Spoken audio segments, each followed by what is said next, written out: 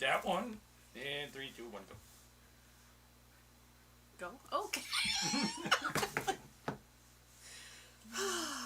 Good morning, afternoon, whatever it is. I hope it's a good one. I was just talking to Renee here about the fact that we have 5 years today. We've been doing these live classes. 5 years. That's crazy. So I decided that we needed to do something special today. So instead of having 3 giveaways that we normally do, we've decided on 1 for each year. So we've done 5. And we kind of loaded them up this time around. In some, we have the usual create bag. We've got Dynasty brushes. We've got some Tombow goodies. And then I went digging through my stash of stuff that we have put by that's been donated or given to us from various companies. And so one of the giveaways has a gorgeous set of graphite pencils, courtesy of Derwent. Beautiful set in a nice metal tin.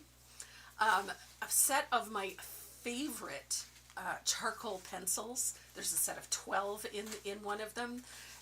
My favorite stamp set is in one of them. And then we have 2 of them that have complete sets of my new Sashiko stencils.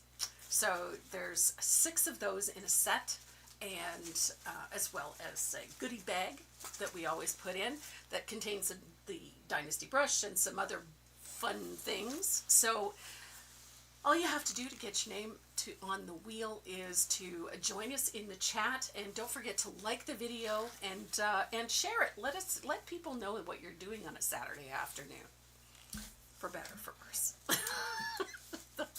And then at the end of the live, Renee will cut and paste all the names from both Facebook and YouTube and put them into the great wheel, and we will spin it, and 5 of you are going to win a pretty nifty little prize.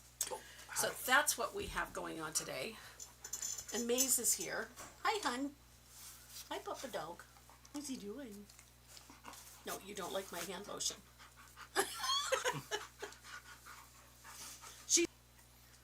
She's trying to eat everybody today. Hi, Kathy. Happy birthday, Kathy. Kathy Pruitt's got a birthday today. And Carrie Henderson. Mary Montoya. Hi, Mary. Oh, my goodness. Everything seems to be working fine on this end. We don't have any freezing that I can see. And everybody from both Facebook and YouTube are on here. Hi, Karen. Oh. Goodness. Maze. Calm down. So the piece that we're painting today is a fun one. It's called Pumpkin Spice. Somebody commented the other day, did you mean to spell pumpkin that way? And I replied, yes, I did. It's actually a play on my daughter's nickname. She's been, since the day we brought her home, she has been called Pumpkin. That's her nickname. So hence the spelling. Maze has a lot to say today. Okay, so if you guys are ready to paint some pumpkin spice, so am I. Linda Stephen Johnson, hello from Texas. And Linda Salsini, hello from gloomy northern Michigan. It started out gloomy this morning, but it actually ended up being a beautiful day. Mary Galliato, yes it is, 5 years. It's hard to believe it's been that long. It seems like we just started this yesterday. Feels that way sometimes. It is a great deal of fun though, gotta tell you. You guys keep me energized, you keep me inspired. And so it makes it a lot easier to come up with something every week when you're constantly inspired by the people you're working with. So it's easy peasy. So this piece actually has a bunch of different layers, and it is a fun one to do. It's not difficult to do. We're using a simple stencil background, a little bit of color washing to put in those dark shadows. I've done a little bit just floating, shading, highlighting, a little bit of dry brushing for our cup. A very painterly type technique to do the pumpkin. And then, of course, if it's fall, it's got to have a sunflower in it because That's my favorite season. I love the fall. I love all of these autumnal colors, these nice rich warm tones. That's me top to bottom. I love the fall. It's my favorite time of year. So, Linda Martin, it's 4 degrees here. Where the heck are you that it's 4 degrees? Oh, mind you, you could be in Alberta.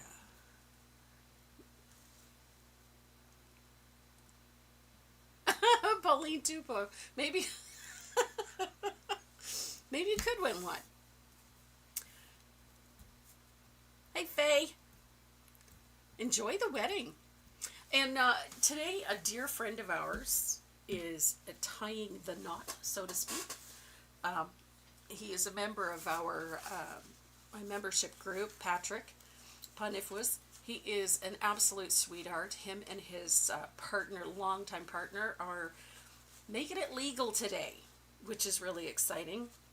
So we, of course, wish him and his partner the very, very best, and sending all our love, and hope they enjoy their day immensely. Yes, Linda, I know Kathy Pruitt's birthday is today.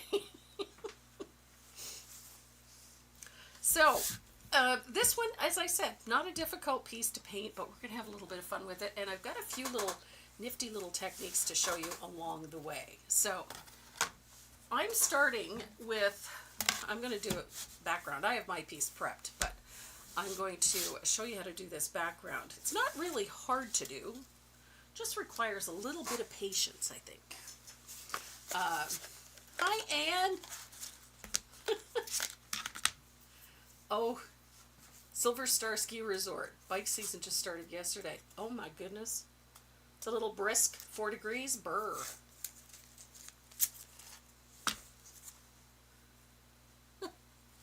So I'm going to tape my stencil in place.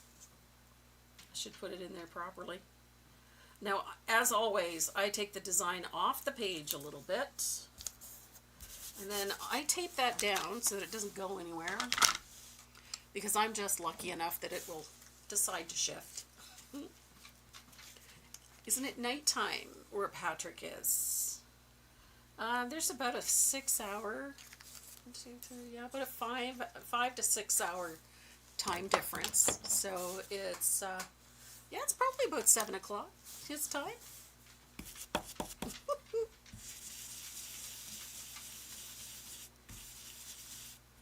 I like the leaf on this piece. Although it's not listed in the supplies, I do have the maple leaf in the line drawing. I did put a little maple leaf in there. But I wanted to show you how to do it with a stencil. We've got a maple leaf stencil here. I have tons of these in stock. I love this stencil. And I'm going to show you how to shade and highlight a maple leaf just using one stencil.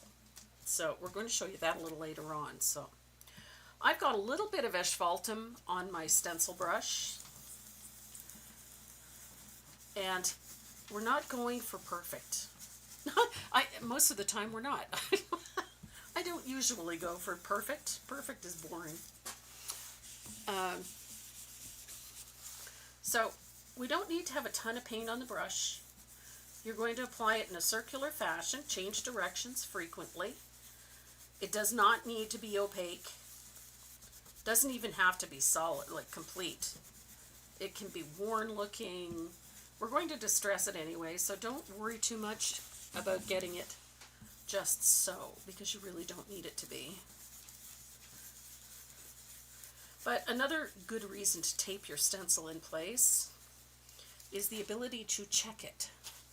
And if you look at it and go, okay, I'm pleased with that. It's not perfect, but it's good enough. And then I'm going to line it up and tape that in place, and then continue on until I have pattern on my whole surface. Now I'm doing a little bit of a cheat here. I prepped this board ahead of time. The base color for this background is burnt orange, but any dark orange will do. If you don't have burnt orange, you can use almost any darker orange. It will do just fine. we're going to subdue it anyhow, so it's lots of room for, I won't say error because it's not error, but lots of room to modify. Let's put it that way. Okay, so I'm going to check my stencil. Yep. I am going to dry this though before I put the next layer down because it's me and I'll smear it. My surface is an 8 by 10. It's just I'm working with an MDF panel. This is just my demo piece. This one is an 8 by 8.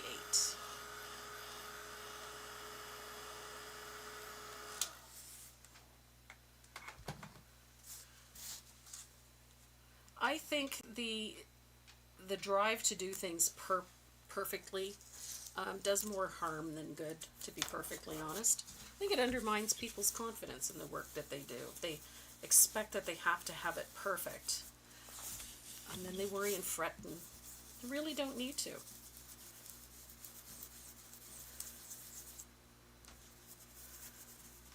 I like the idea of having imperfections. The Amish used to say that you had an obligation to purposely put an imperfection in your work to keep you humble. I've always thought that that was a charming way to look at it, that, you know, nobody was perfect except for the Almighty, so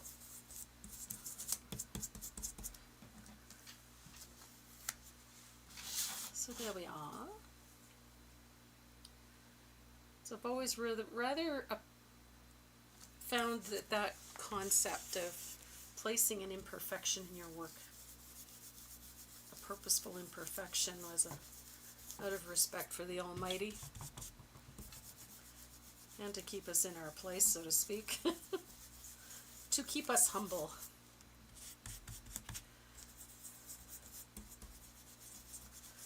So, and perfection is highly overrated, I believe. I like the flaws in things, the little whoopsies, the little errors, the little spots where things didn't quite go as planned. More often than not, make the piece a bit more interesting as opposed to appearing flawed. So you can see that this is not perfect. There's areas where it's lighter in some areas and darker, and that's okay. So I'm going to make sure this is good and dry, and then I'm going to sand it a little, just to distress it a bit.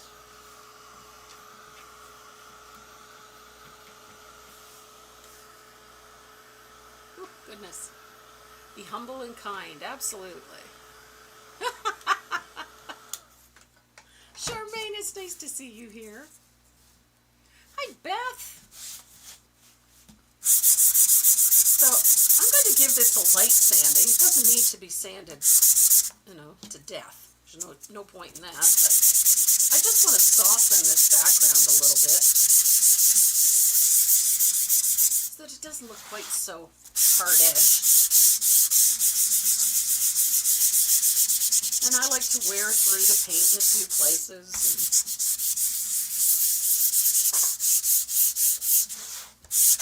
Oops, daisy. There we go. Et voila.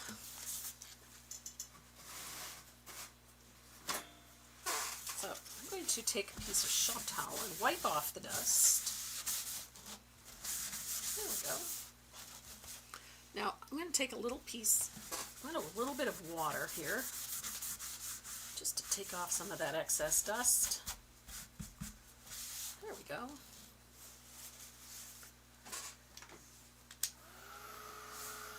So this background actually is pretty simple to do. We're going to either put a float.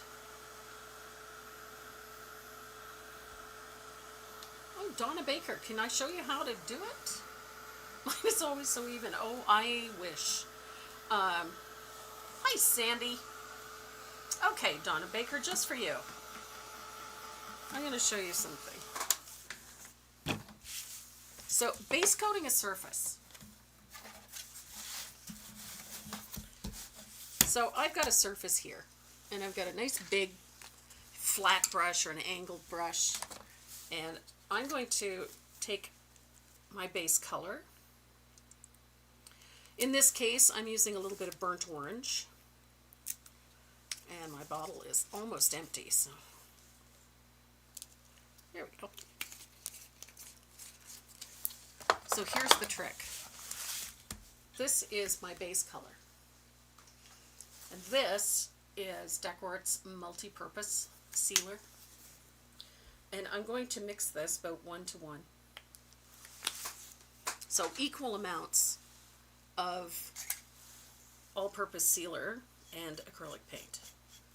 So if you use about a tablespoon of paint, use a tablespoon of all-purpose sealer, and then mix the two together. Once you've got it so that it's completely mixed, you're going to use your base coating brush to apply your color. So here's the trick. If you've got a little bit of water or a little bit of, as in this case, a little bit of Joe Sonia, just get my brush wet with it. You can add it right to the paint if you like.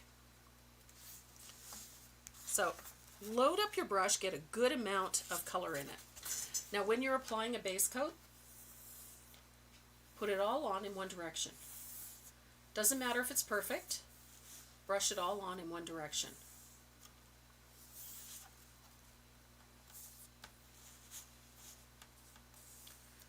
And go from end to end. And then as you're doing this, go back and forth all the way up to the other end. And make sure that when you finish the stroke, go right off the surface.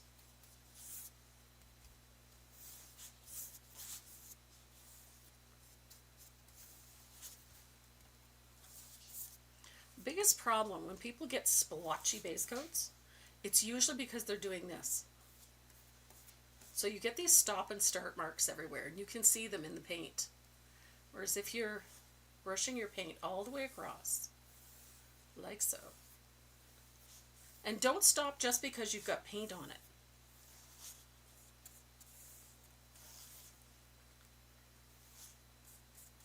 Just because there's paint there, don't stop moving it around. So I've got color everywhere. So I'm going to do the same thing from top to bottom. On, off, just like that. And what this does is that it smooths out the paint. It works it out so that you get a nice smooth base coat. Just like that. So even if it's just the first coat, look at how even it is. So you let this dry, or in this case, I use something to speed it up.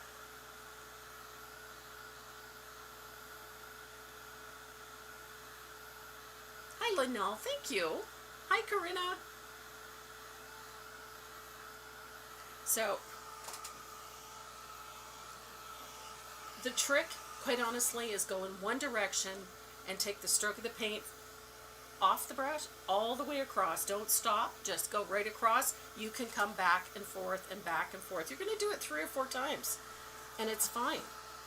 It'll give you a nice uniform finish. It might not be fully opaque, but your finish will be uniform. And the base color for this, somebody is asking, is burnt orange. If I paint on cast iron, what do I use to seal before I paint? Multi-purpose sealer will work, but in all honesty, it would be ideal to get yourself a good metal primer. And they do have clear ones available. The one I like is the Krylon, and I like the soft gray. If you're going to paint the whole thing, they have a light gray. But if you're going to paint in a specific small area, tape it off and apply a primer in the location that you're going to paint. And then when you're finished, make sure you seal it well.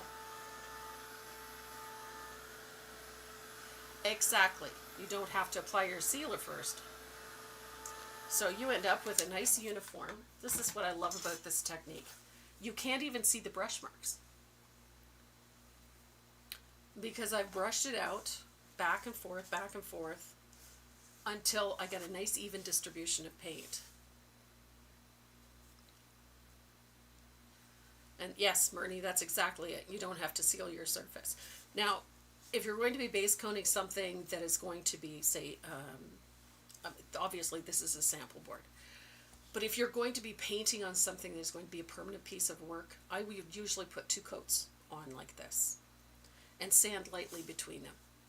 And you'll get a nice, even, opaque finish. And it'll be nice and tight. And if you sand lightly in between, you're going to have, it'll be as smooth as a baby's bottom. Ready to paint. Nice big wide soft brush. That's what I tell them. Okay, so we're going to do a color wash on this. If you're more comfortable doing a float, then by all means float. But I'm going to show you a fast way to do this. I'm going to make a high-tech applicator. So I've got half a sheet torn in half. What was that? Hi, Kathy. So I've just made myself a high-tech. Hi, Sandy Jackson.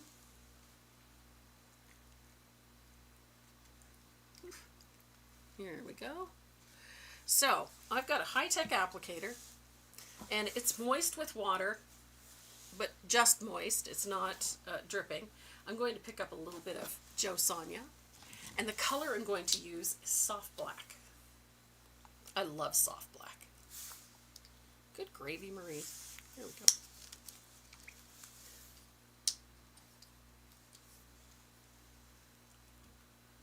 Yeah, make sure that if you're working on metal that you clean it thoroughly so that there's no oils or anything. Ideally, take a little TSP to it. Give it a good scrub. Cast iron is finicky.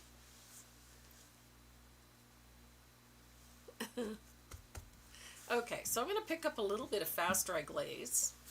I love that stuff. And a little bit of soft black. And this always scares people when I do this. I'm going to apply this in a circular fashion all the way around the outside edge of this piece. Don't panic, it's going to look kind of messy for a bit.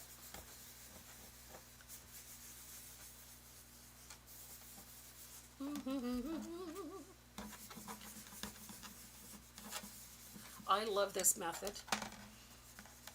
This is a fast method. I've also base coated this way for cap. No asphaltum? I will. Don't panic. There will be asphaltum, I promise.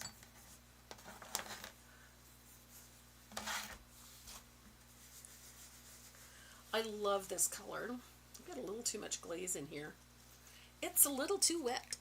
Here we go.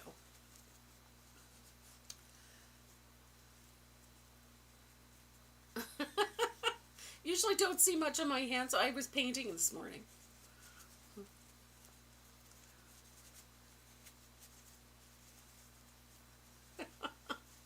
I love it when my hands are all full of paint. Doesn't happen very often though.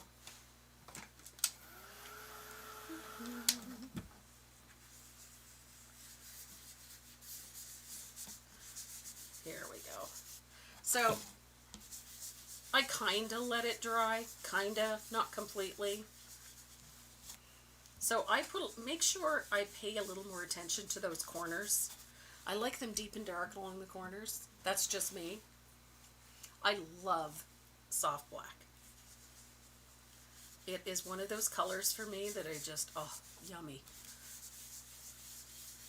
And it's so pretty, especially with oranges and browns and all these deep, you know, dark yellows and things like that. Those antique golds. I love soft black on those. So essentially what we want to do is leave the center part of this lighter. Doesn't have to be perfect, but lighter. And then you're going to deepen the corners and the outside edges.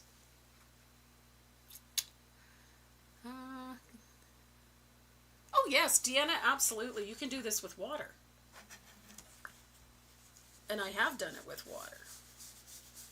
But it is a light touch. Think of it as washing the baby's face, not scrubbing the kitchen floor.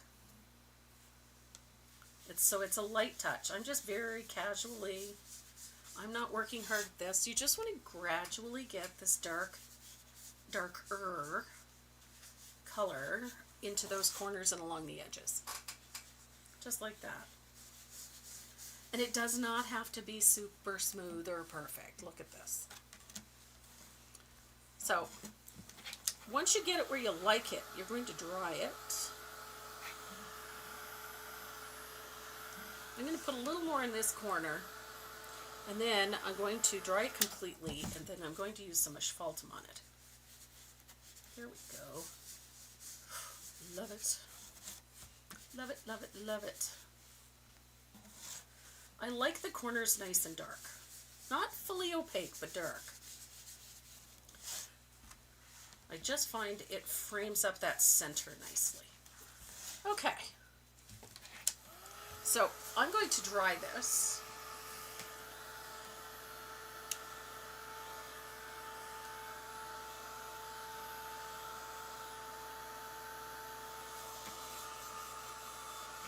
Hi, Bobby. Actually, Bobby, I messaged you recently in reference to your order. We're sending out some replacements. There's a few of them have gone sideways. You ordered some ladybugs, I believe. But yeah, a few orders have gone sideways. So if you want a refund, absolutely, we will take care of that for you. Or if you would like a replacement, we will absolutely do that for you. This postal slowdown, whatever you want to call it. They weren't technically on strike, but nothing was moving very quickly, I can tell you. Tammy Hall Carmody, hello, sweetheart.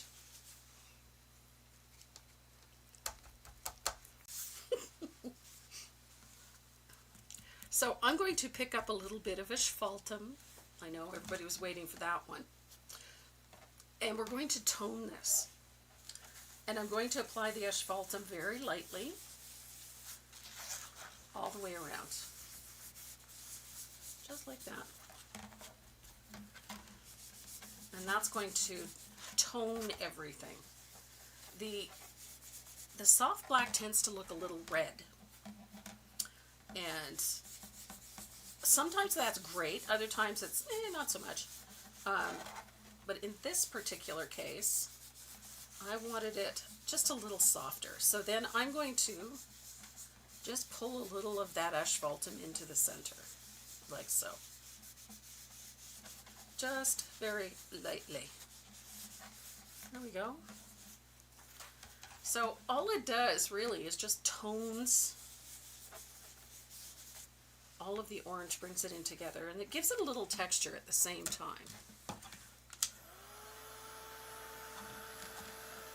So I'll give this a good dry, and then when you have it to this point, you're ready to trace and transfer your line drawing on. It's not a difficult method to do. Yeah, we had to have asphaltum. It's essential. So, and now I have a background all ready for another piece. Something autumnal. Fall is like my favorite time of year, so I love anything with an autumnal feel. So there is your background, and it's ready for whatever you want to paint on here. Linda, your mom is watching in Florida today. Hi, sweetheart. Mwah. Mary, thanks for watching, hon. And there's Sharon Klein. Hello. So there we go. Not a difficult background to do, and it'll serve you for a variety of things. You could do pumpkins on this, you could do whatever you wanted on this, quite literally. I tend to lean towards things with a bit more of a country flair. I love this look, this heavily distressed, worn, and aged look. It really appeals to me, and I like the warmth it gives. So, base coat the background, stencil with the chicken wire, color wash around with the soft black, let it dry, and then go around it with the asphaltum, and there you end up with this nice warm background, all set to take whatever you want to paint on it. So I did a little bit of prep work ahead of time because this piece is going to take a while. But I wanted to, there's a few things I want to put. You could put a chicken on it, absolutely. Where would we be without asphaltum? Well, I have no idea. I don't think I can paint without asphaltum. At least I haven't tried it, so I'm not sure. I could put a chicken on that. Yes, Dip. Hi, Kimmy. Welcome. Denise Robert. I was thinking about you the other day, Denise. Remembering our trip to Michael's and to Hobby Lobby. So, the cup over here is going to get a similar treatment to what we've got going on in the background. Similar. We're just going to use asphaltum for it. And then I'm going to show you how to shade and highlight with a stencil, because it's really very simple. So we're going to start with some of the shading that goes in and around everything. So I'm going to pick up a little bit of soft black, and we're going to start with the shading around the lettering. So I'm going to float up against the right side of each letter with a float of soft black. So inside those little curves around the front, like so.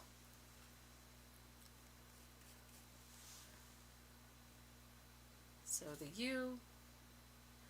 You don't have to be super neat and tidy with this one, because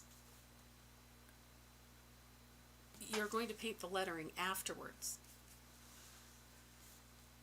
So inside that curve, the outside of the curve, down in. I missed a spot on that letter, so I have to wing it, as they say. A little dot above the I. Now this float is just going to give our lettering a little bit of depth. It's going to lift it off of that background a little, but don't forget these little pieces under here. They need that too. Otherwise it just looks like it's stuck there. And then we've got the little thing there.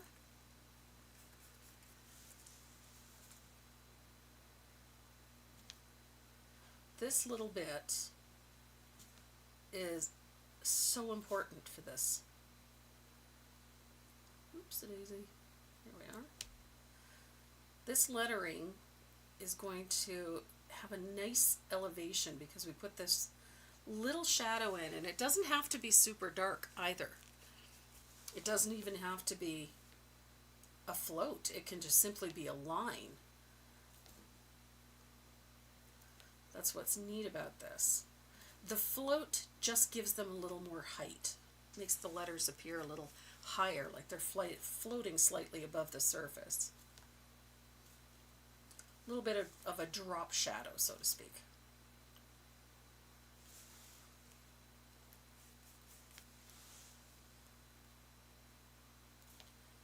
And because we haven't painted the lettering yet, we have a bit more flexibility where this is concerned.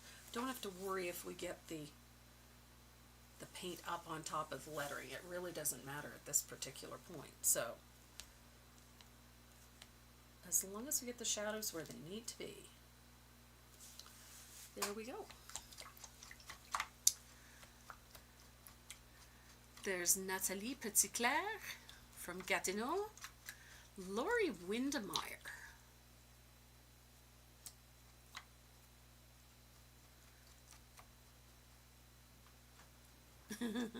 Louise Long. I saw a name on there. Somebody was asking something about a pattern. I can't see it now.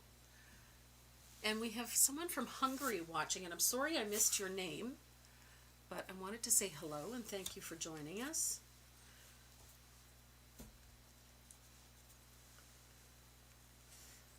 So we're going to continue with this soft black. We're going to shade around the cup.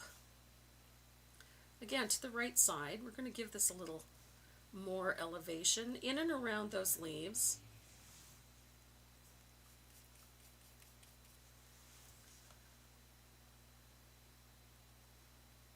Inside that cup handle. There we go.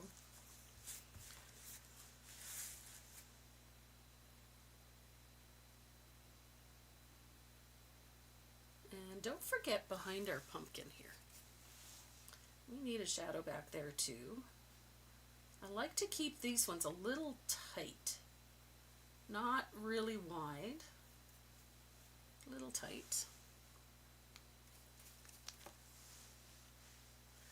There's Judy.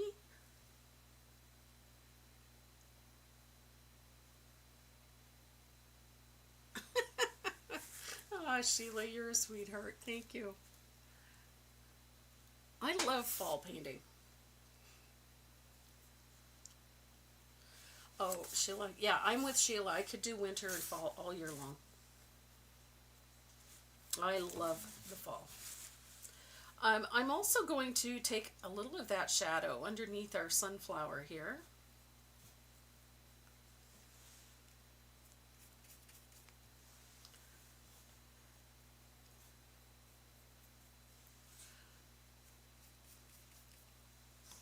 So I'm trying out a new brush today, you might notice.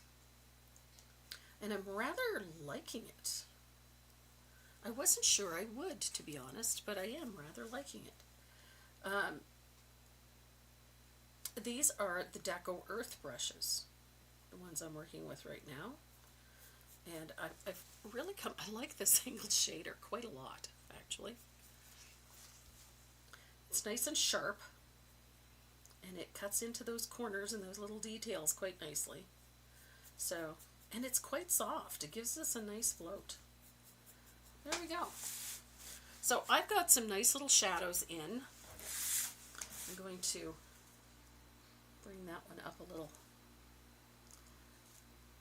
Instead of going all the way up the cup, I'm just going to deepen this one a little bit. There we go.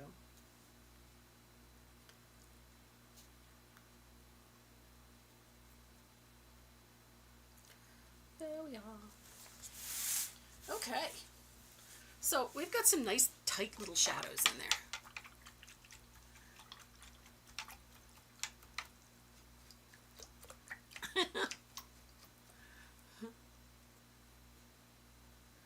Oh my goodness, Donna, that's a little bit hot.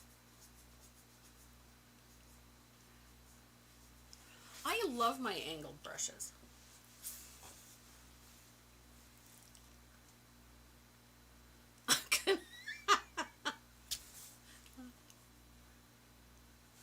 You know what? I wasn't so sure. They're actually quite a nice brush to hang on to. The business end works very nicely. I'm actually quite impressed with it. It's a pretty, considering the price, a very nice little brush.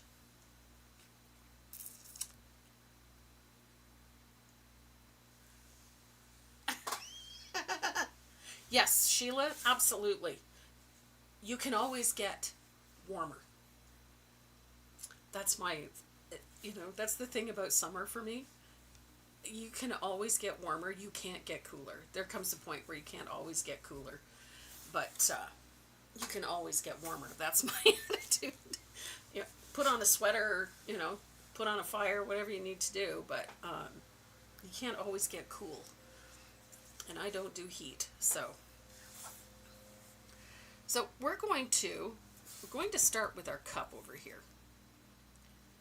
Now that we've got all of our shading in place, I'm going to pick up a little bit of asphaltum and a little bit of the glaze, and we're going to shade. Man, this thing floats nice. We're going to shade in behind the sunflower. And boy, did I ever mess that up.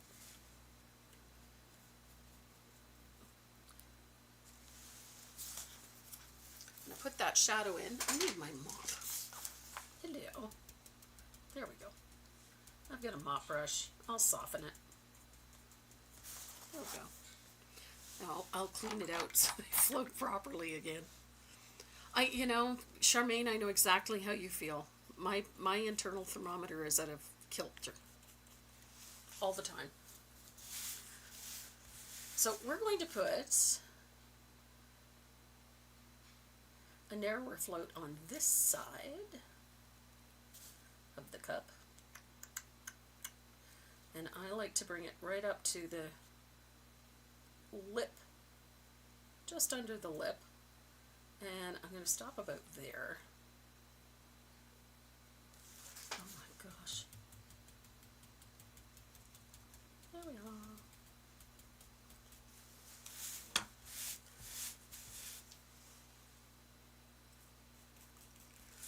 And then I'm going to put a nice dark float right under there.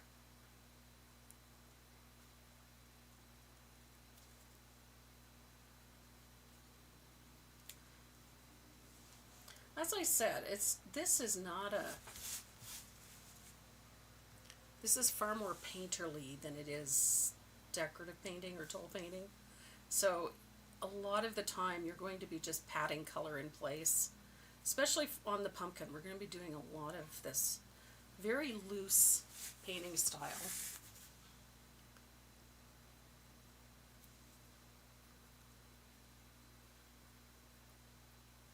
And we want I want a little texture in there, so the floats are not perfect.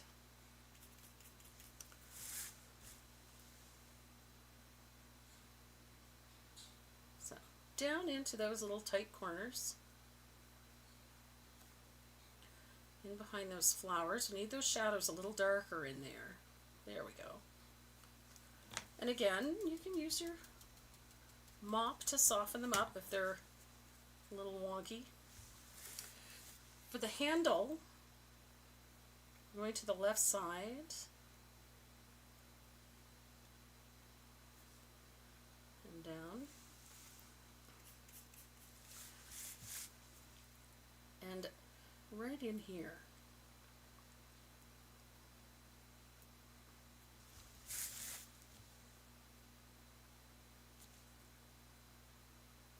I prefer this sort of imperfect float on things. It sometimes gives them enough texture.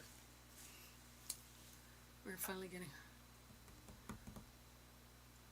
You've waited long enough. What's for dinner tonight? We're doing hamburgers on the grill. My guys like their summer food, so we're doing hamburgers on the grill tonight.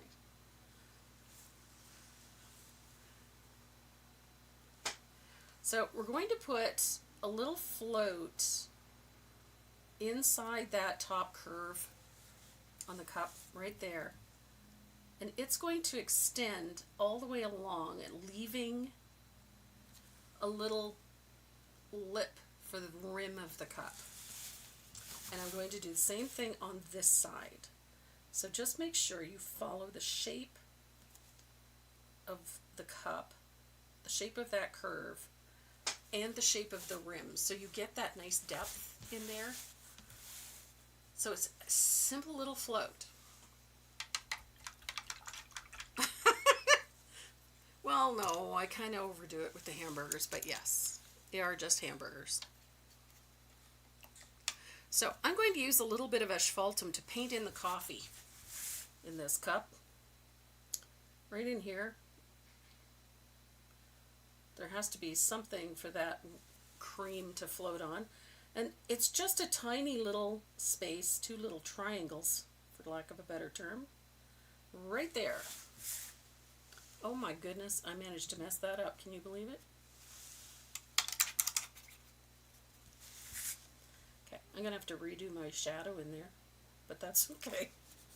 There. Good Lord. Now the base coat for this cup is almondine.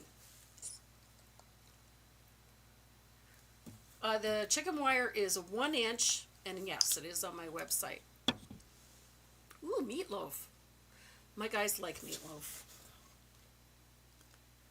I'm going to fix this a little bit because I kind of messed it up. There we go. I have days like that where I could not paint my way out of a paper bag. And so I have to kind of go about fixing things a little bit, but there we are. Now I'll dry that and then I'll fix it. And it is just a small float in there.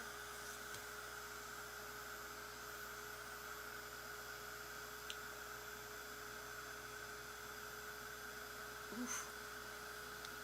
Turkey breast salad, that sounds so good.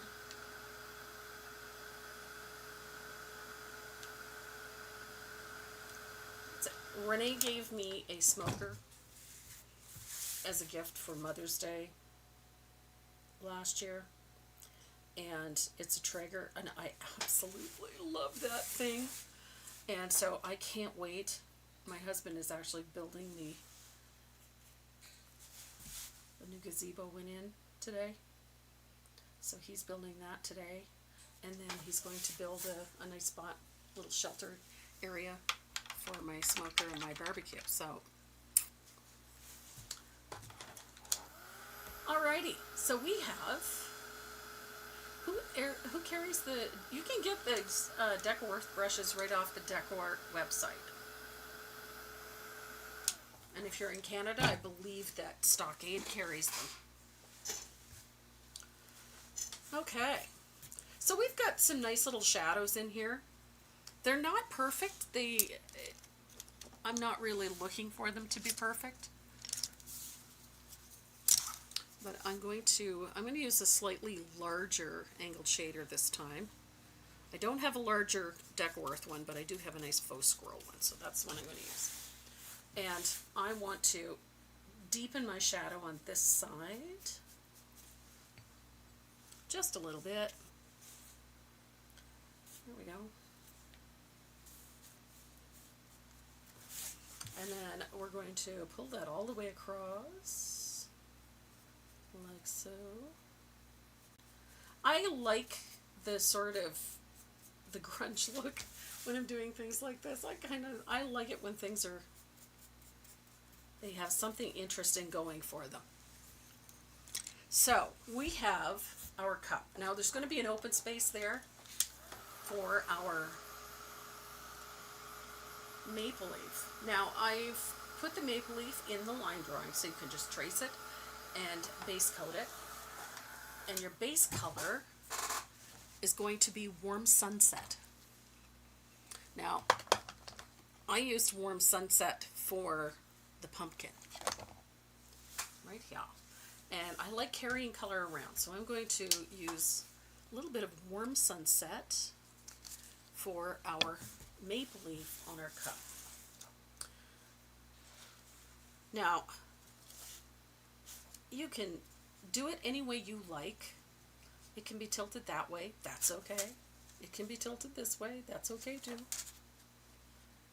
I kind of like it. I like it this way. And I didn't want it straight up. I wanted it to look like a falling leaf, so I'm going to tilt it that way.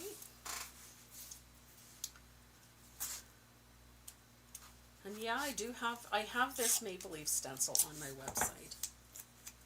So I'm going to tape that in place so it doesn't move. And I'm going to use a clean stencil brush.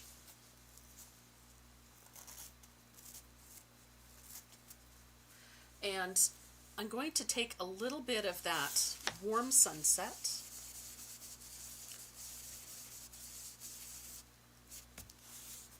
I'm going to blot it a little bit on some paper towel, and then I'm going to apply a nice even coat of color to the whole leaf, just like that. Don't forget, change directions frequently. It'll give you a nicer finish. And so we have a nice even distribution of color. And then on this dirty stencil brush, I'm going to pick up a little bit of asphaltum. just a little, and I'm going to blend that on my brush. And I want to put the shadow on the left side. So I'm going to start working in a circular fashion and only doing the left side. So if I want it a little darker, I pick up a little more asphaltum, blend it.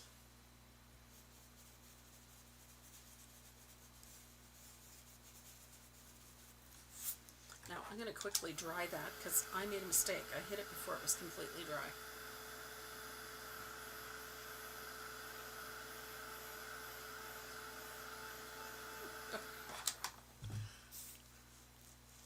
So pick up a little more and fix this. So if you pick up a little bit of that warm sunset and blend the two together. And the trick is keep the brown side over the brown side and the light side over the light side and do this.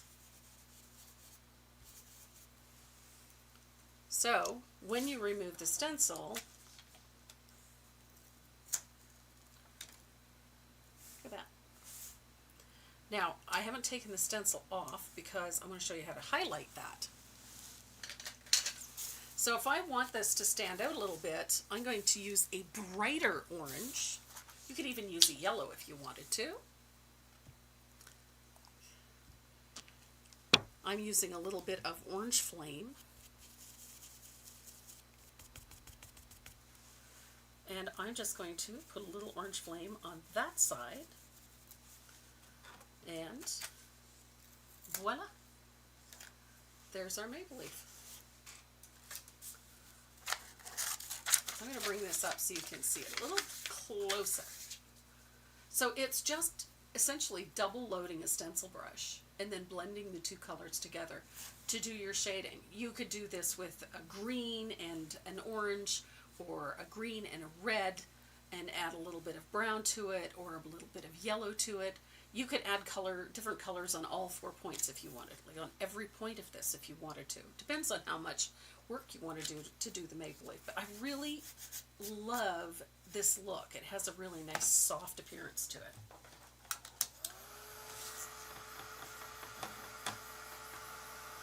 So I'm going to dry that really well. And then I'm going to grab a little bit, another stencil brush, I think. Now, you could do this part with either a stencil brush or your favorite dry brush. I'm going to use a little bit of warm white. Oh my goodness.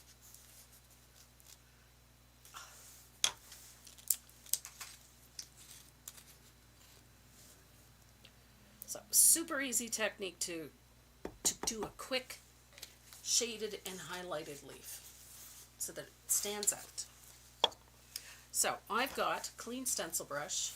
I'm going to pick up a little bit of warm white on my stencil brush, and I'm going to use a piece of paper towel. And we're going to blot, blot, blot. I don't want to have so much white in this. Now, our highlight on this piece is going to be just to the right of the center, right about here, and you're just going to work this highlight vertically, like that. It is not going to be a super bright highlight, but it is going to make that maple leaf a little muted, which is what we want. So roughly there.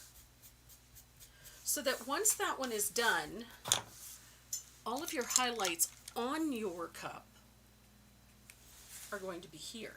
So everything has to sort of line up with that highlight. So nice bright highlight right on the lip, right in line with that highlight there. And we're going to put a little bit at the top of our cup, just like that. Don't forget, a little bit back here. It's just on the rim, so it's just a little highlight back there. And if you want to, you can put a nice little stripe Nothing too solid, but a brighter white bit right through there.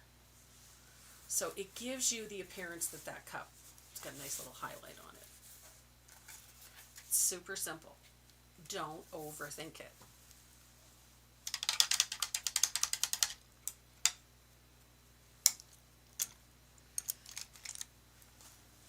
Now, we have some whipped cream on here. And I like to do this after I've done everything else, because then I can get nice crisp lines. Like so. Just like that.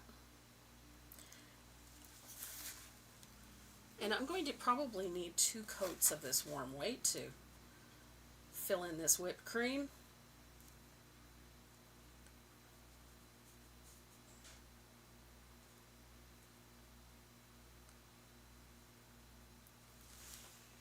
And as usual, I kind of think about how the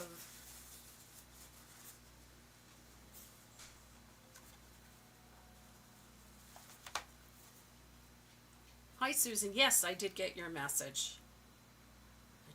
I haven't had 5 minutes to deal with it. Some of you may have sent me messages via email. We had our email for the website went down completely, and so did our message service. So we're gradually pulling them off, and I'm answering emails and messages as I get to them. So just bear with me. It's been an interesting couple of weeks. This one that I'm base coating with is a number 5 round. It's a black gold.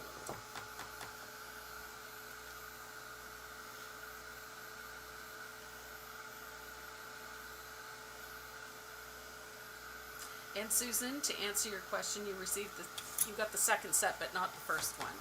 Don't worry about the first one. If it shows up, just either share it with a friend or mark it return to sender. That's how we do things. But I'm glad you finally got them. Okay, so that is base coated. I'm going to put 1 more coat of warm white on there, just so that it's a little more opaque.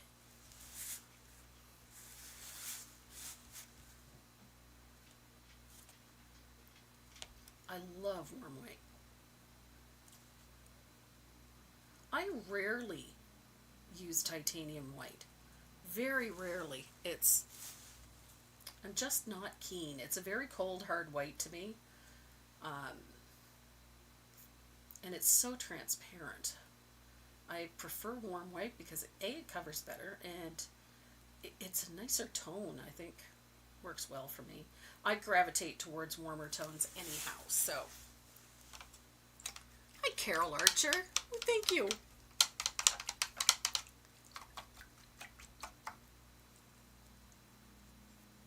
I did not notice that. A 16-ounce bottle of asphaltum. They don't have it in a gallon yet.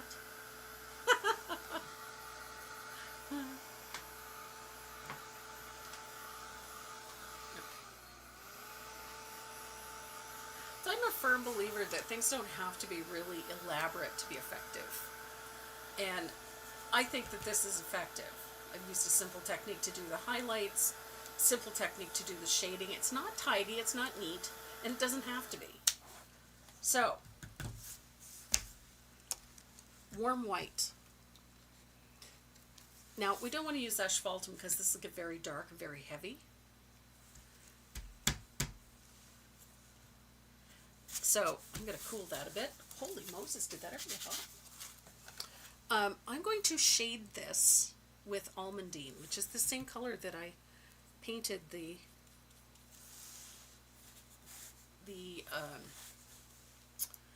cup. So I'm going to shade that whipped cream with just a little float there. Almandine is one of those colors. It is remarkably effective on whites, on soft yellows and cream colors, and it gives things a nice shadow without making it look dirty. It still retains the look of white. which I think is, for a lot of us, sometimes is a bit of a struggle. And so there we go.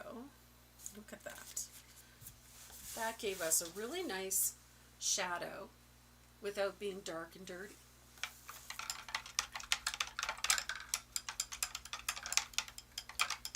Hi, Darlene and Deborah Cross. I love asphaltum. Aw, Cindy, that's sweet. Thank you. So I'm going to dry that, and then we're going to use a small amount of asphaltum just to separate the cream from the edge of the cup. No, Sherry, it would not take me long to go through a gallon of asphaltum. I use it enough. So I'm going to use just a tiny little float of asphaltum along the bottom of the whipped cream, just to set it back a little from the edge of the cup. And this is where you can adjust your highlights. You can just take a little bit of a stroke of white right there, brighten it on that lip, and there you go. Your cup is done. Super easy. It doesn't have to be really all that elaborate to be effective. And in this case, that little maple leaf in the center does wonders.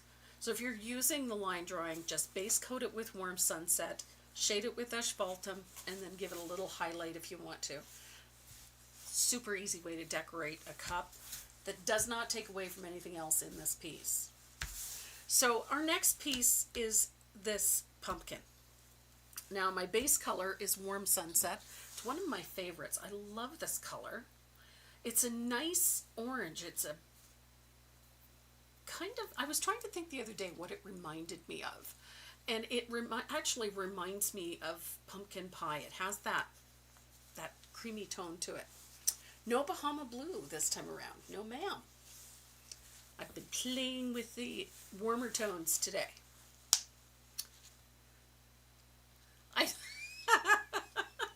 Yeah, I do need a 50-gallon drum.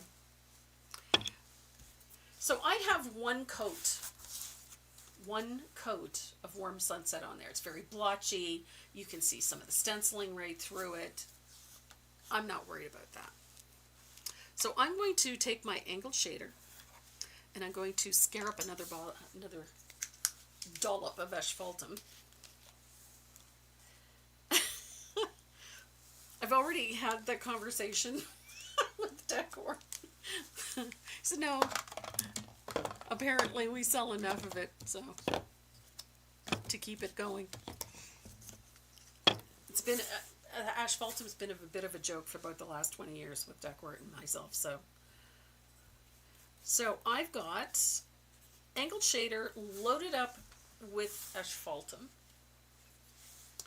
You can also, this is another thing I like, you can take a little bit of that, goodness, English is the second language today, a little bit of that burnt orange if you want to. I'm going to this time around because I really don't have a very opaque background. I didn't do a really great base coat. I rarely do. I very rarely use more than one coat of something. So I'm going to use a little bit of that burnt orange and shade all those grooves in our pumpkin with a little bit of that burnt orange. Great color. Remember, I've got sealer mixed in this. I love this stuff. And that's what I'm going to shade into all of those grooves with. Just like that.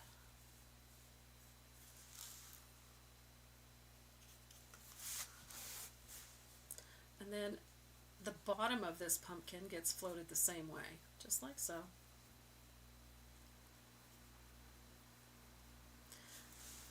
And then I'll take that color in behind that sunflower, in all those little areas in behind those petals.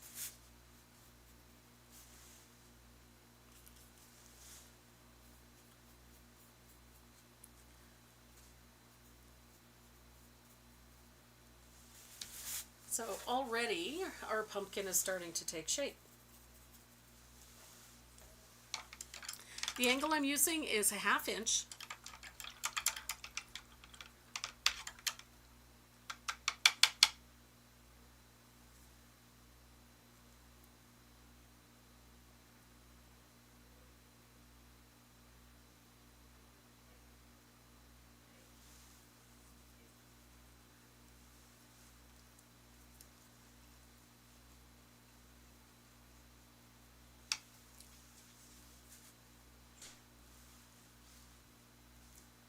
Oh, Deborah, I'm so sorry.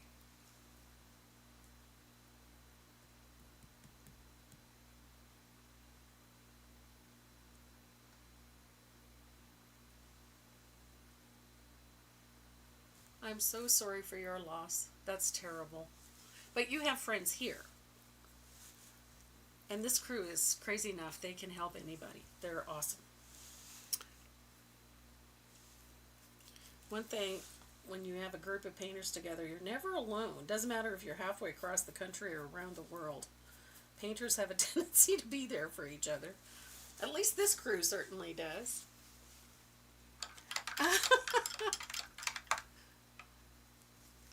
Okay, so I've got that first shading in, and it already looks pretty good. Now, I based the stem and all of these leaves with lush green.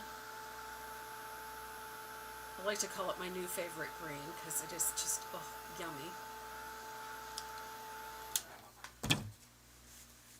And we will be shading that. So our next trick is we're going to shade into all of these things with deepen the shading with a float of asphaltum.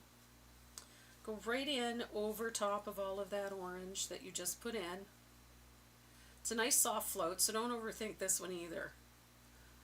Doesn't have to be perfect. It's just, we're just changing the value of some of this orange. Just get a nice wide float.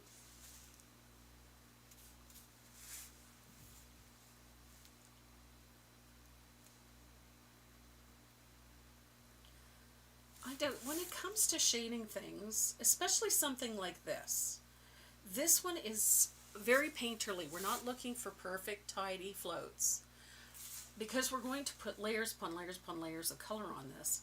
So those meticulous floats are going to kind of get buried in it anyway. So we just need to get color in.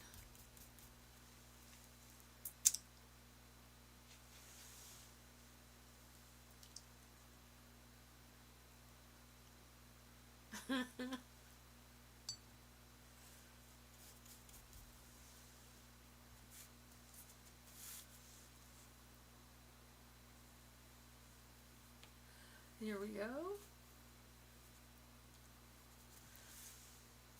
So these floats are not super dark. You don't want this color full strength. You want these to be softer.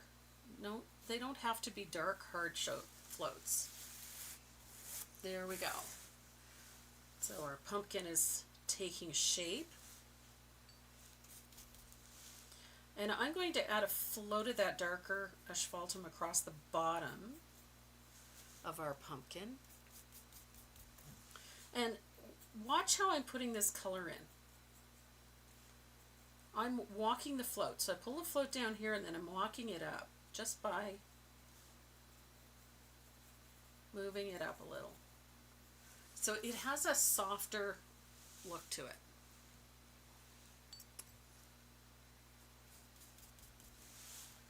And then you're going to need it a little darker over here too.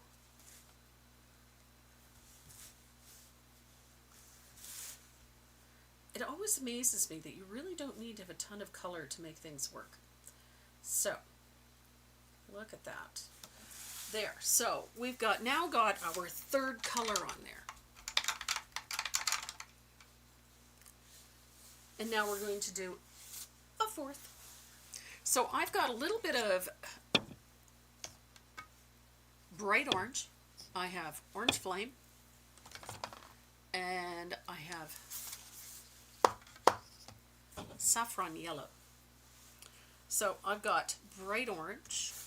I love bright orange. Such a, not quite tangerine, but close. And then I've got orange flame. Love orange flame. And then I've got saffron yellow. Saffron. I love me some saffron.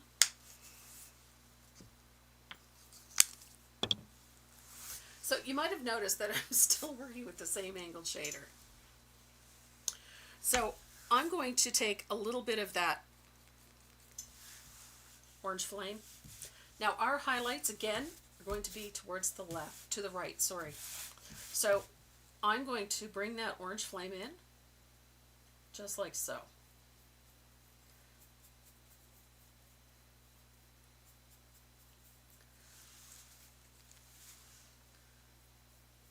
And I'm bringing the color up brightest up here, and then I'm walking it down. And I'm going to do the same thing here. Bright orange, and walk it down. I'm letting it overlap that shadow a little bit, just a little bit. Same here.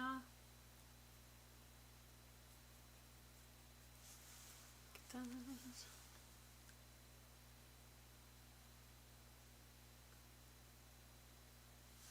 I love orange flame because it's so transparent. And you can get away with murder with this color. Almost.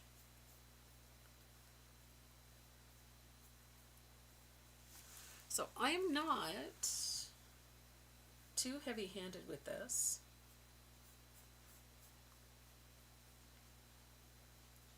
Here we go.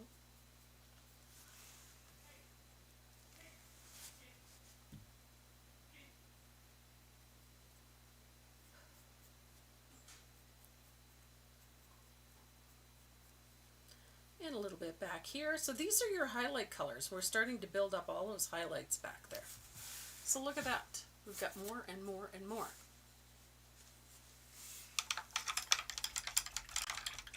And then I'm going to dry this, and we're going to repeat this with a little bit of that bright orange. And each time we put a color on, it's going to get a little smaller and a little brighter. So I've got a little bit of bright orange, and the bulk of our highlight is going to be right here. Look at how bright this is.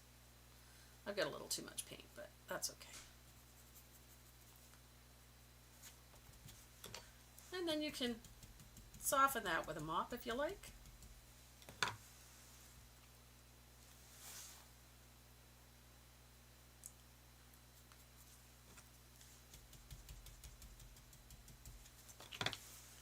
So there's your bright orange.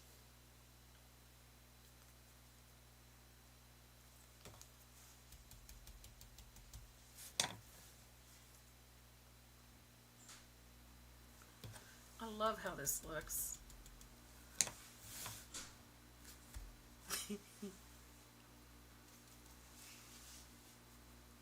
And this one up here is going to get a little smaller. It's only going to come down to about there. And this one's going to do the same thing. Going to kind of run out a little bit.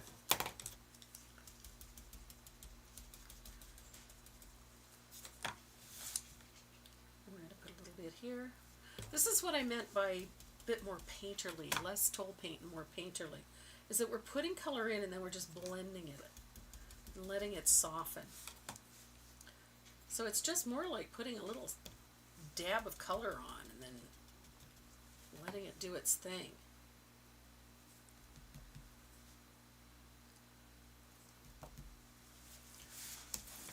So remember what I said about having the mop that I'm using. Okay, Bonnie, this one is a 5/8. This is the Dynasty 400 series, or the Decorator series. This is a 5/8 mop.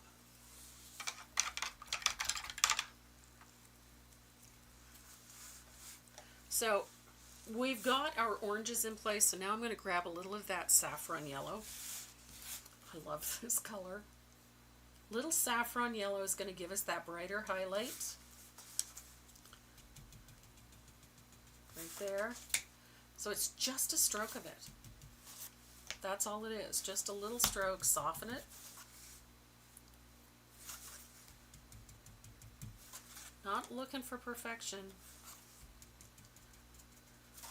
This painterly effect, or this more softer look of applying color, or this way of applying color, tends to give you a very interesting effect. I don't worry about the brush marks. I love seeing all of the textures and whatnot. Pumpkins aren't perfectly smooth, so you get all kinds of interesting stuff going on. So once you have all of that in place, I'm going to dry it well, and then we're going to pick up a little bit of warm white. How do people? Everybody seems fun. Linda Martin, are those brushes sold anywhere in Canada? Yes. At Country Bear, they stock the Dynasty brushes. And you can also order them from the Brush Guys, thebrushguys.com. You get a discount if you use the coupon code Tracy M. So I'm just using a stencil brush, a little bit of warm white to put that brighter highlight in.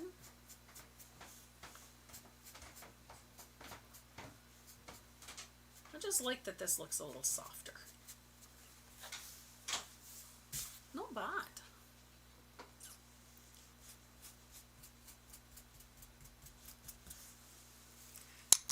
Oh, given more time, I would have polka dotted the devil out of this pumpkin.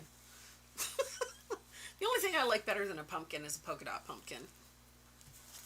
So once you have your highlights in place, now is a great time to pick up a little bit of that soft black if you want, and then you can darken the floats at the bottom of your pumpkin. You don't want them too dark, but you do want them to sort of meld with this back here.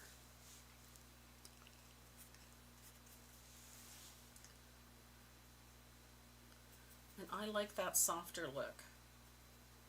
So don't be afraid to put a couple of layers of that soft black in. It's fine. There we go.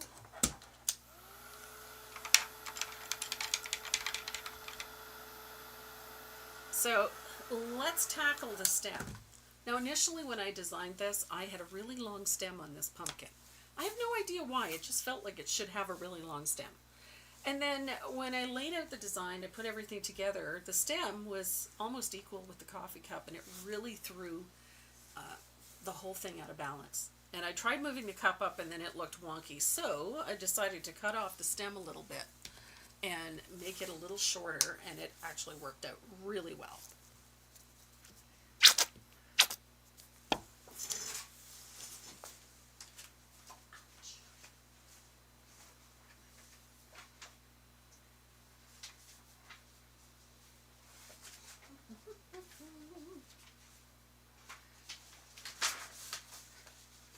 So initially, the beginning of the design looked like this.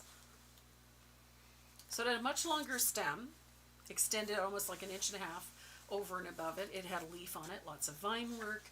Still had the sunflower down here. And I really liked it, but it just looked boring. I don't know. It just didn't look like it had enough oomph. So I decided on adding the cup. I made it bigger, shortened the stem, took the leaf out, and I was much happier with the overall composition of it. Even without the coffee cup, it still had a much better flow with the shorter stem on it. So my shading color for this piece is black green. You can use plantation pine or sap green or whatever green you like or prefer. I'm using black green. That's my favorite. I love black green. I love plantation pine. I like them both.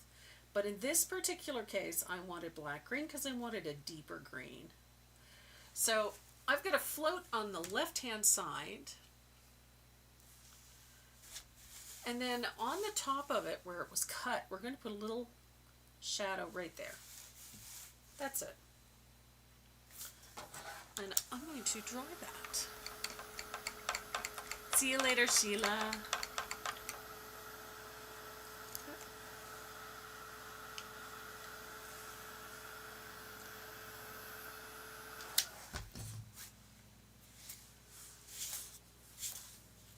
So to highlight, we're going to use a little bit of margarita. I love margarita green.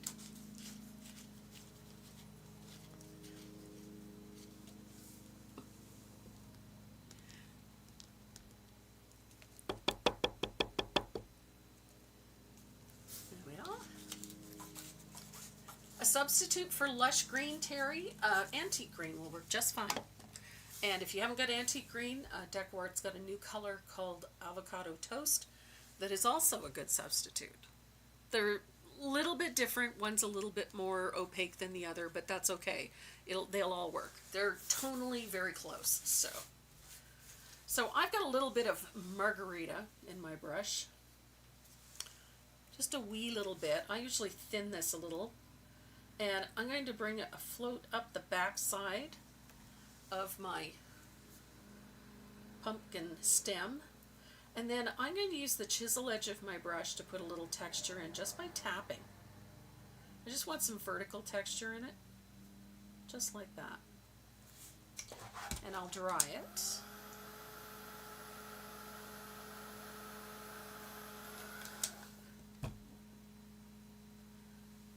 So it just creates a few little vertical lines in the stem.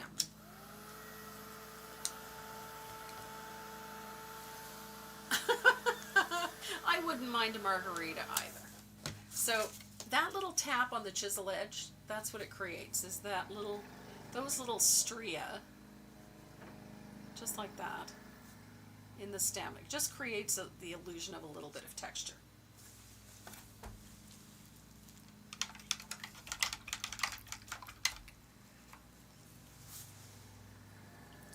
So I'm looking at it and I think I need a brighter highlight on my pumpkin, but I'm going to bring in a little bit of that yellow that we used, because much better.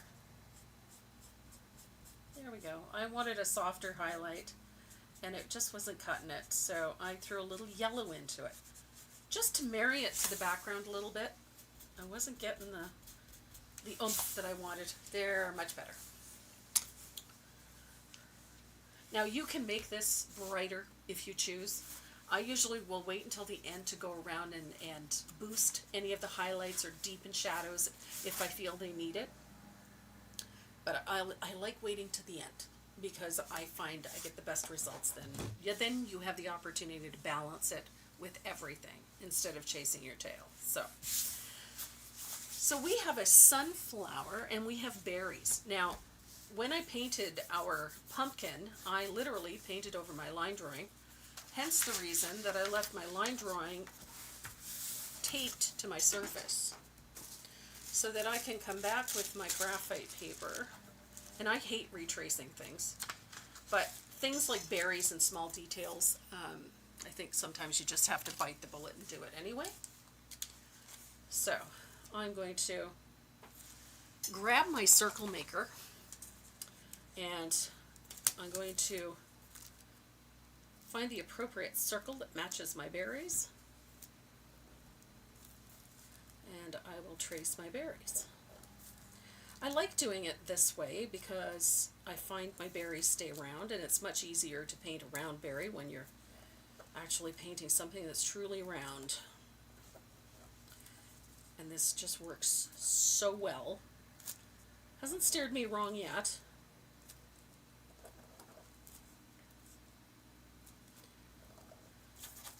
So there I've got my circles, and then I've got these two little leaves here that I forgot to put in my other piece. And then a nice little curlicue. Gotta have those curlicues. I think I have those. Yeah, I do. Okay. So now Et voila, look at that, I have berries. So my berries are base coated with country red. I'm going to show you a little trick. I'm going to take a rigger for this and a little bit of warm white. And I'm going to base coat all my berries with warm white first. Just one coat. Take your time so that your berries are round.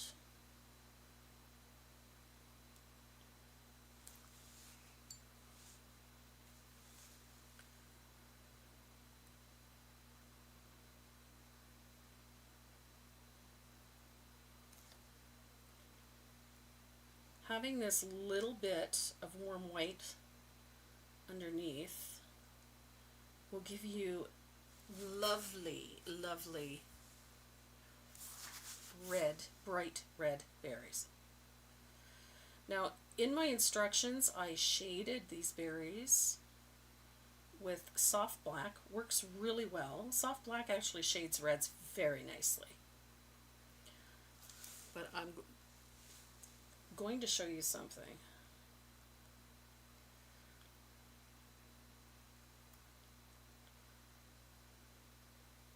When it comes to highlighting berries, I usually will use like a warm white. Denise, try painting tracing your berries with one of these. If all else fails, use it as a stencil and stencil your base coat in.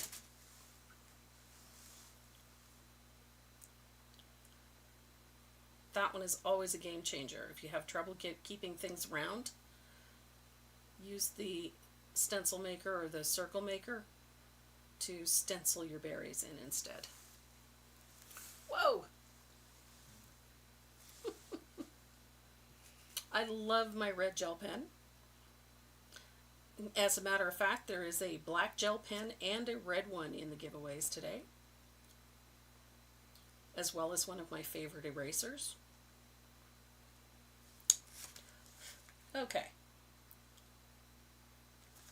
So I've base coated all of my berries with white. Payne's Gray shades red's nice too. So I've got a little bit of country red. I'm going to dry these. I'm going to show you something. I've always found that this works so well. I'm going to take my berry maker, comme ça. I'm going to pick up a little bit of that red on a stencil brush, blot, blot, blot.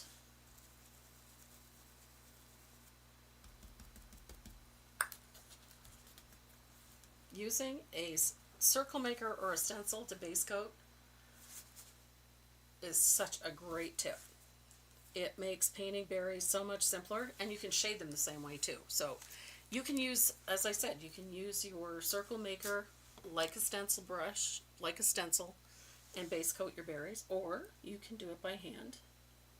But you will find it so much simpler to base coat something that is perfectly round and keep it that way if it starts out that way. So if you want nice bright red, perfectly round berries, use a shape maker or a template or a circle maker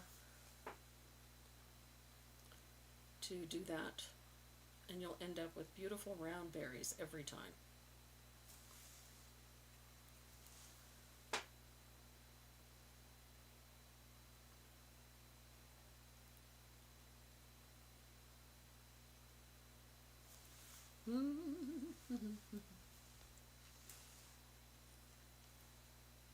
Have a great weekend, Carrie.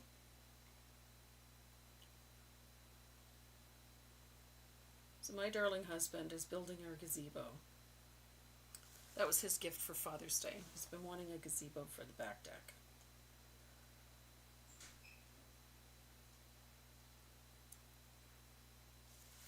There we go. Berries, berries, berries. Nice round berries.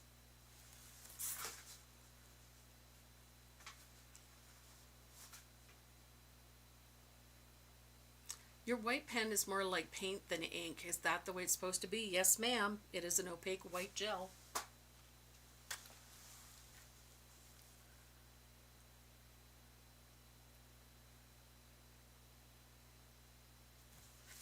So, there we go. Nice red berries. I like base coating small things.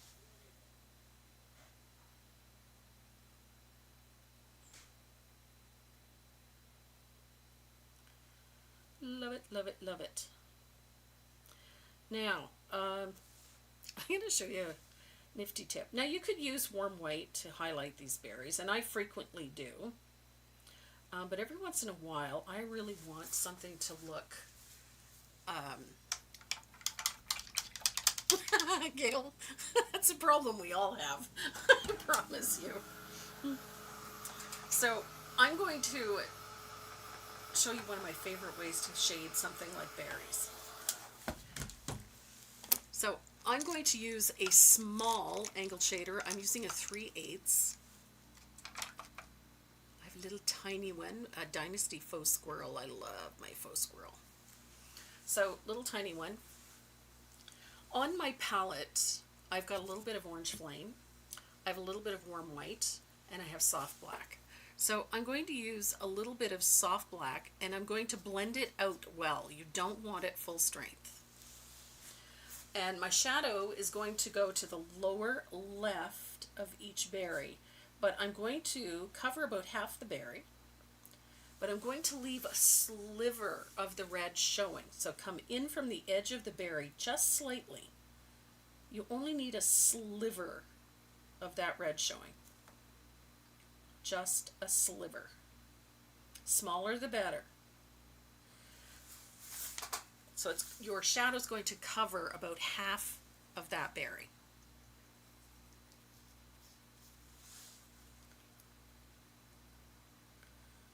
And it doesn't have to be really, really dark.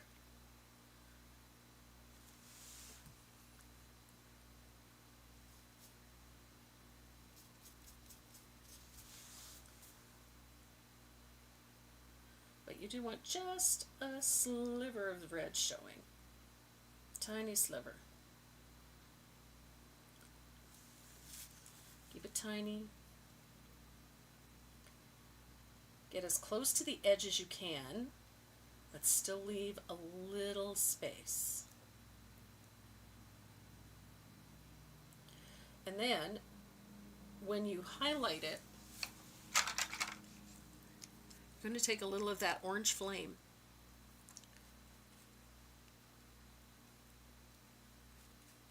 Blend that well. Again, you don't want it full strength. And you're going to highlight the other half of the berry. Take it right to the edge.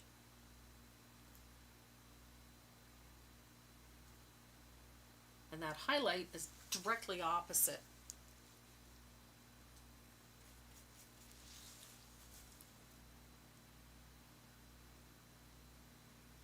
And yeah, it's going to overlap that black a little bit. That's okay. So your berry is going to look quite lush. And I love the orange on this country red.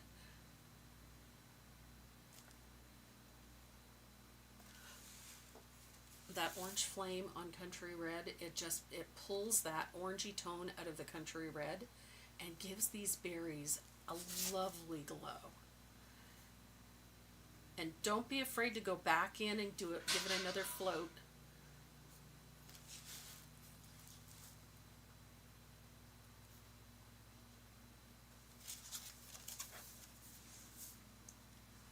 Look at our berries. So I'm going to dry those.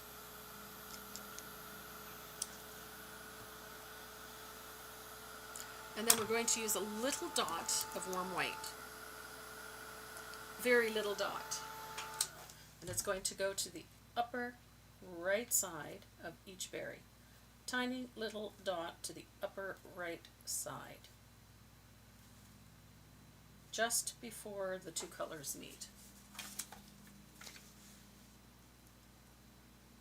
Now you see that white line? I still got a little piece of graphite showing through, so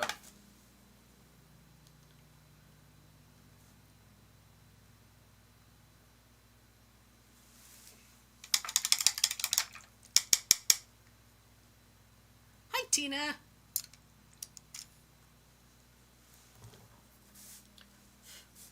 Nice. So we've got two little leaves here. I'm going to fill those in with a little bit of lush green.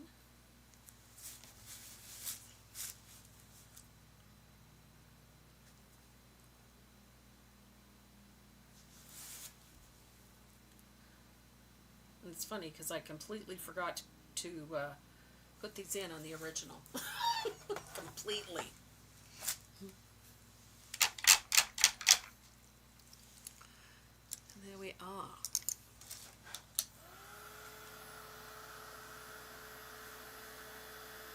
So our next step is to paint those leaves. A highlight color is Orange Flame, Debbie.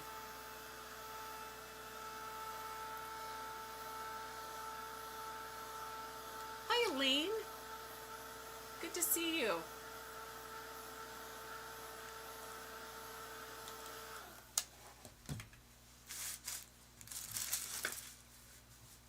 So our shading color for the leaves is the same as the stem on that pumpkin. So we're going to use a little bit of black green. Our base color for the leaves is that lush green, same color that we used here and for these little tiny leaves. So I'm using black green to shade underneath the sunflower and under those leaves.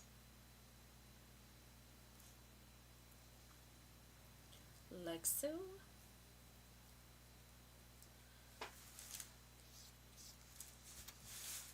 We're just separating them from everything at this point. So we haven't done the center veins yet. We've just put that first shading in.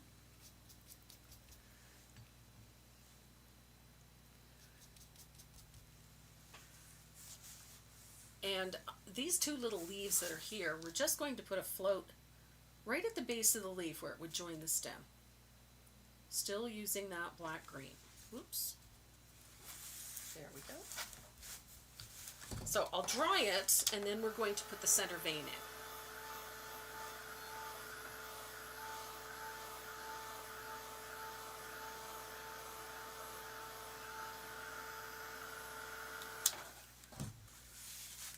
So the center vein comes down from the center down to the point. Make sure your brush, that's the whole chisel edge on the edge of the surface. The whole chisel edge of the brush should be on the surface.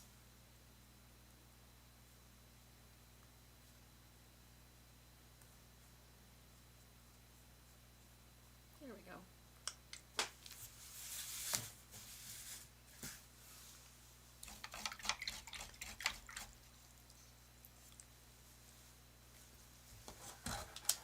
I'm going to dry that. Hi, Sharon. The uber talented Sharon Cook. Nice to have you with us. Sharon Deaver, shame on you. You forgot me. I'm wounded. The highlight on these leaves is super easy. And you guys have watched me highlight leaves a million times before, but I just want to show you how I do this. So I've loaded a 3/8 angle with a little bit of margarita.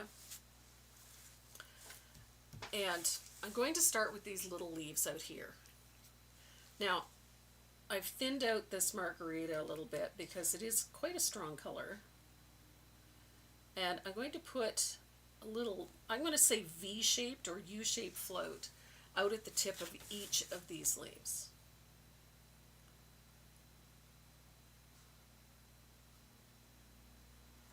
just to highlight the tip of those leaves.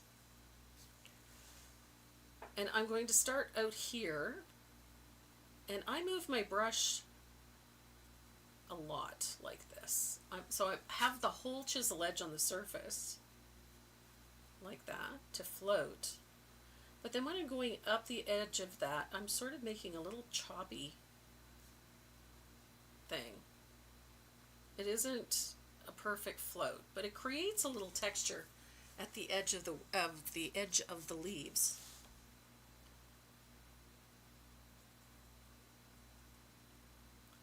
So if I break it down a little bit, it just sort of jiggle it along. And then you can just do these little mini floats along the edges, and it just creates what looks like a slightly serrated edge. Hi, Mary Klein. Thanks for joining us.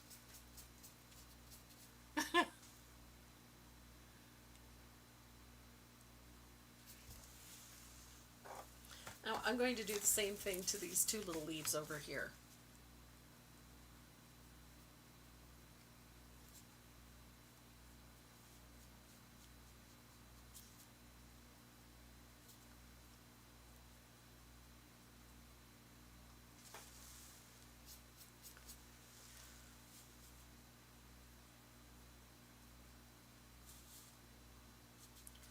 Now the nice part about doing it this way is that, yeah, it's going to make some of the leaf look a little bit fuzzy in places. But I come back with a little bit of that that black green again, and I deepen that float down the center vein, and it just cleans up all of those little bits that didn't quite look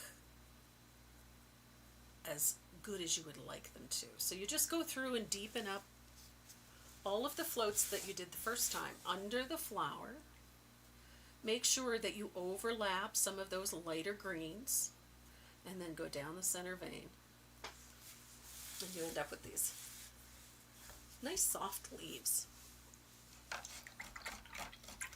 Which brings us to our sunflower, and this actually works up pretty quickly. So I'm going to give myself a clean palette because I can barely see the top of this one. It's normal. I go through about 3 sheets of palette paper every time I sit down. So I'm going to move some paint out of the way, and I'm going to bring some other colors forward. One of my favorite colors of late is a color called Baby Duck. And asphaltum is always a favorite, so I'll have that on my palette as well. So we got a little bit of asphaltum. I know, Denise, I love sunflowers. I think they're my favorite summer flower. That and daisies. I love daisies too. So we're going to use asphaltum. One of my favorite colors is red spice. And then we're going to use a color called Baby Duck. I love Baby Duck. It is perfectly named. I love this color. It's just a yummy, yummy yellow. And then saffron yellow, which is a favorite of mine. I love saffron yellow. And we're going to use warm white. Hi, Lucinda. And Rosie Matsumoto. Good to have you with us, honey. You know what? Something I've been really struggling to get lately is palette paper. I have no idea why. I went to our local Michael's. They didn't have any. I went to our local art supply store. They didn't have any. I checked at Dessert. They didn't have what I was looking for. I checked on Amazon. They didn't have what I was looking for. I ended up, I hit every place I could think of, and I ended up going to one of my favorite stores to shop is Gwartzman's. They're based in Toronto, and I love them. And I found what I wanted there. So I ordered paper from Gwartzman's. So I'm using a little bit of warm white. I'm going to thin this out with a little bit of water or glaze. And you're just going to put a very thin base coat on. Doesn't need to be perfect. It doesn't even need to be opaque. We're just putting down a little bit of white to block some of that darker color in the background, because we're going to be using a pretty soft yellow. Now when I'm base coating things like this, I try to leave a little space between things. Just a simple little space. It just makes it so much simpler in the end, and you don't have to go back in and trace all of this back on again. That's one of those things that just supremely annoys me. I hate retracing things. It's just, I'm such a baby when it comes to that. So I try to find any way I possibly can to avoid having to retrace a pattern, because it just drives me bananas.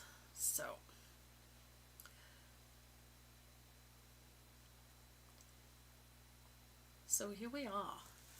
I'm just base coating in all of these petals with one coat. One coat. Doesn't have to be perfect. I know I say that a lot, but I mean it.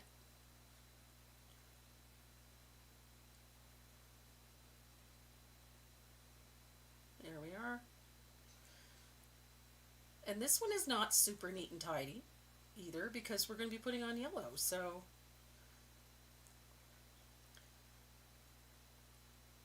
it doesn't have to be super tidy.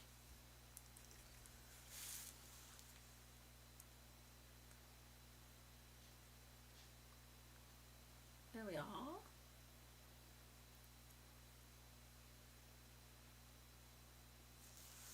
I'm going to switch to a smaller brush. I'm going to grab my rigger to do these smaller petals here.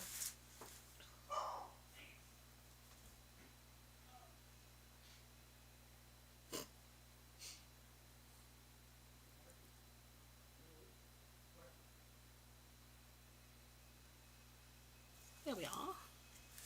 So these little white petals here, these little foldovers that overlap the center, they're just curved inwards a little bit.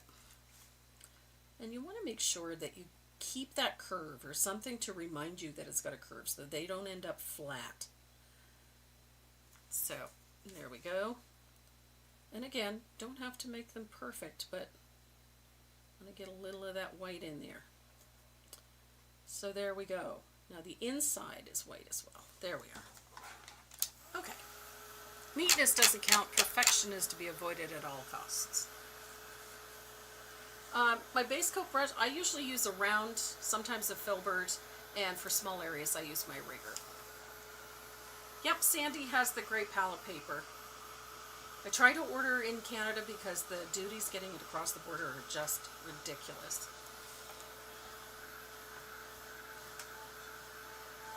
So I have my favorite places, and I love my Gray Matters palette. So I managed, I couldn't get gray, but I did get white, which is fine. It will do. So the center of this sunflower, I use Gray Matters. I love Gray Matters palette paper. I did find, I couldn't find Gray Matters. I do have some big sheets, but I like the smaller ones for classes. So the center of this flower is going to be base coated with asphaltum. I know you're terribly surprised by that. And I'm going to use probably one coat. I can't see me using more than that.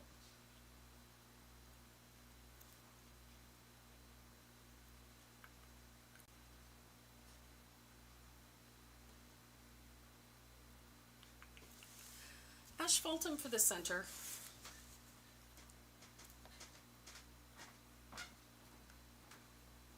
We may come back in and touch up and add a bit more if we need to. If we need to. There we go. So yeah, just a rather sloppy base coat of asphaltum for the center of our sunflower. Doesn't need to be perfect. Oh, Donna, believe me, I will.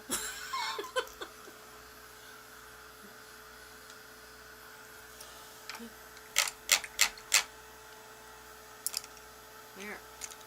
So I'm going to use my rigger for this next bit.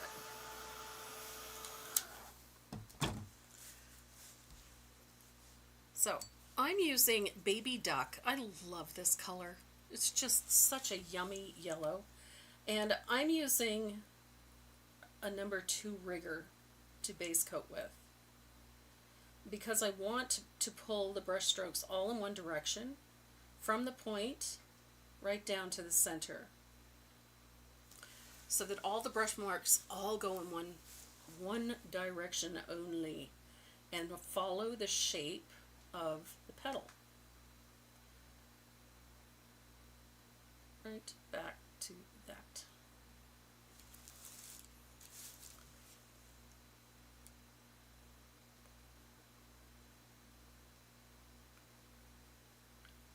We still have a little work to do in the center, so I'm not too worried if I get a little color on the center. Let's look at the graphite paper here.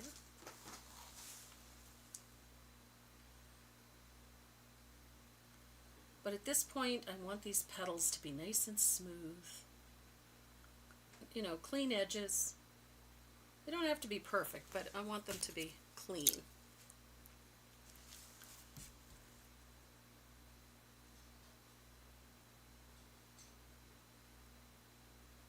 So that little bit of white under there, just like we did with the berries, it keeps the color nice and vibrant, so that we have nice bright yellow sunflowers.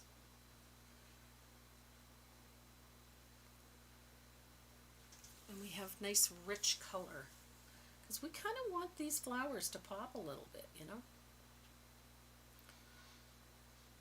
They're sunflowers after all.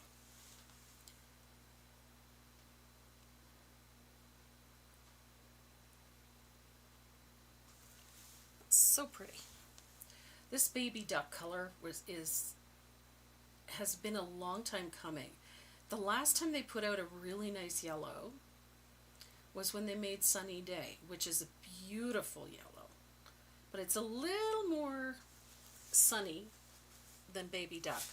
Baby Duck has just got this, I don't know what you'd call it, but there's just something about this color. It's creamy, it's sunny, and it's soft. It has this wonderful tone to it, and it covers really nicely. Actually has really good opacity.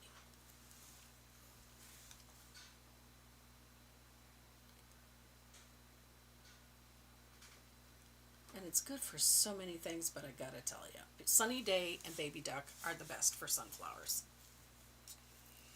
Oh.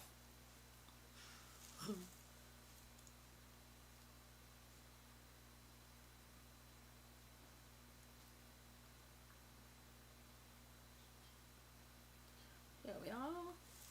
We're almost there.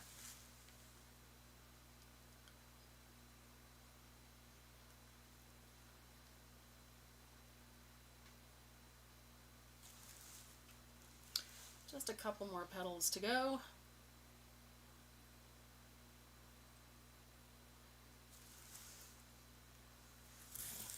And this is the thing about applying paint this way, where I follow the shape of the petal and pull all the brush marks in one direction, is that I very rarely have to put down more than one coat. And yes, white underneath for a base coat is spectacular, especially when you're working over top of darker colors. It just lets whatever color you're going to put over top of it stay nice and bright, and it helps make those colors pop. These berries ordinarily would get lost in all of that dark tone down there, but because we used a white undercoat, the red stayed brighter, and then using the orange to highlight with just keeps them in a brighter tone. So they don't come screaming off of there, but they do show up very nicely. go. Get that little petal in there. And then I've just got these little flipped petals. And these ones are important because they're the ones that indicate how this flower is sitting.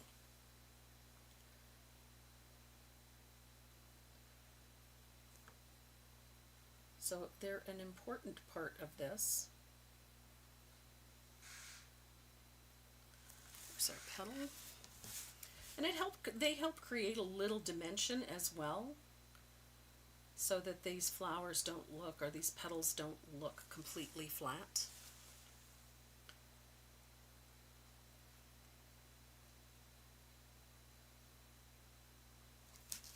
There we go.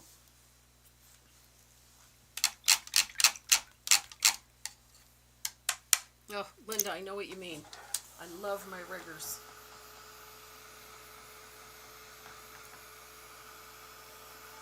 Now, I have this simple way of painting sunflowers. I don't believe in overthinking things. So, the shading color for this sunflower, I'm going to use a 3/8 angled shader, a small one, and a little bit of Joe Sonia. And we're using red spice, and we're going to blend this color out. You don't want it full strength because then it looks very opaque and very heavy. But at the base of each of these petals, you're going to put a U-shaped float. And I like doing that inner ring of petals first. It does make a difference.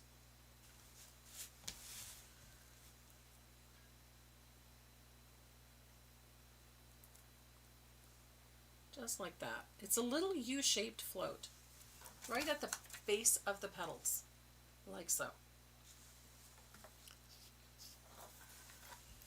And you're going to separate the ones in behind and then do that little U shape again. But divide and shape those other petals.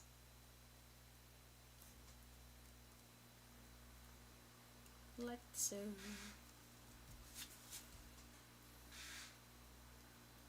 This gives those petals a lot more depth.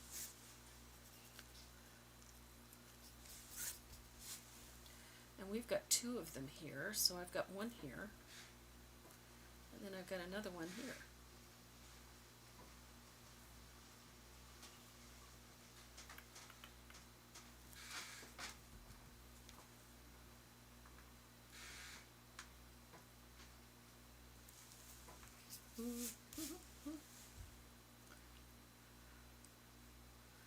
Now, by itself, this red spice looks kind of mousy. It does make the yellow jump a little bit, but it does look a little mousy, a little subdued, let's say.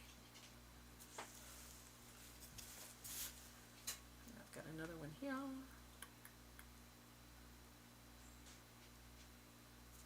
Okay, so we have these series of petals here in the front. Don't know. Yes, absolutely, you could use burnt sienna. Just thin it well. So we've got these little leaves here, or petals, I should say. Good heavens.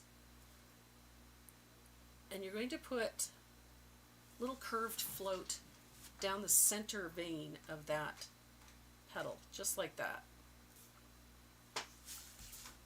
And that curve follows the shape of that petal.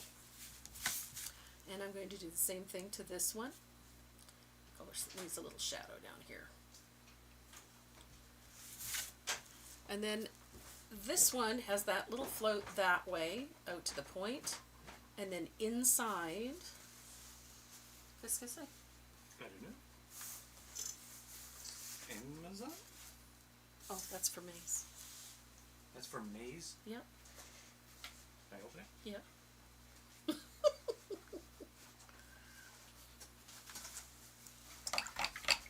So we have our shading. Neatness doesn't count. So we do have a little flip over here that I missed. Shame on me. It's a box inside of a box. She does like boxes. Mm-hmm. Just dry that. Cooling mat. Yeah. That should keep our puppy cool. There we go. So I'm just deepening that shadow that I put in there so that we can see that little flip over that I missed. Et voila. Oh look, another box. So we're going to dry this really well. And then I gotta show you this. This is one of my favorite things. I'm gonna use a round brush.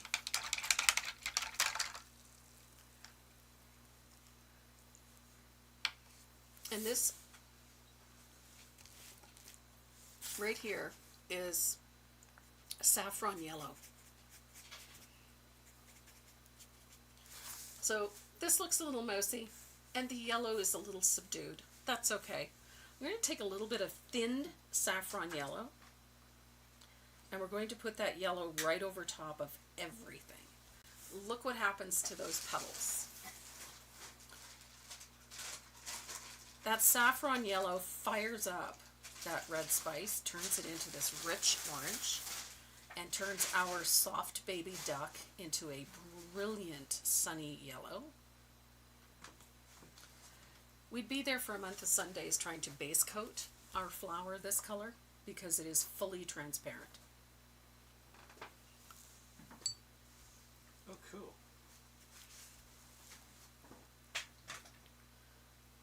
But it does two things. It softens all of those boundaries between those petals. And if you need to deepen them or make them darker, if you find they're too light, you can always take a little float of asphaltum and tone them. A little saffron yellow over those petals. And look at the difference. Nice bright sunshine petals. And all those wonderful shadows become really vibrant. Saffron is fabulous for this. It is such a transparent yellow, and yet it makes all these other yellows just pop. Here we go. I love it. Cool. Now comes the fun part. Get a handle. I'm going to use it as a puppy shield. Puppy shield, good luck with that. So, I'm going to dry this, and then we're going to add a little highlight at the tips of the petals. And I'm going to use a little bit of that baby duck. So when I come out to the tips of these petals with a little float of baby duck, look what happens to our sunflower. So I'm literally just sandwiching a color in between two layers of baby duck. But that little highlight makes such a difference at the tip of the petals. Doesn't have to be big. Just a little bit out there just brightens the tips. Just brightens the flower.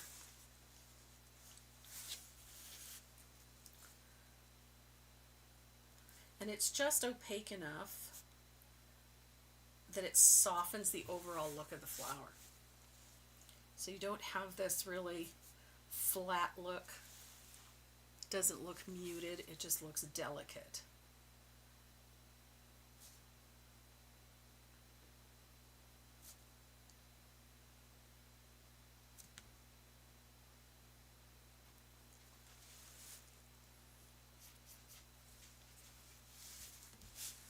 And it gives you a little extra something something on these flowers. I love that little float of baby duck at the tip. You could do it with warm white, but I think the baby duck is really, it just looks so delicate. It gives you a nice highlight, but it's not garish or strong.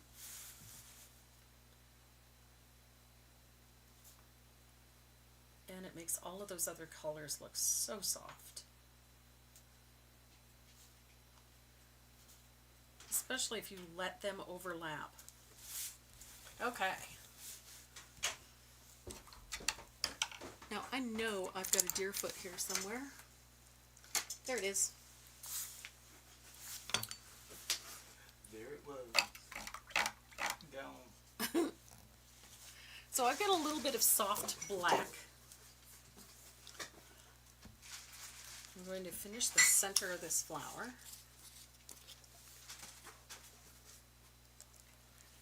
And then we're going to move on to the lettering because we are almost finished with this sunflower. We have a few little details to do.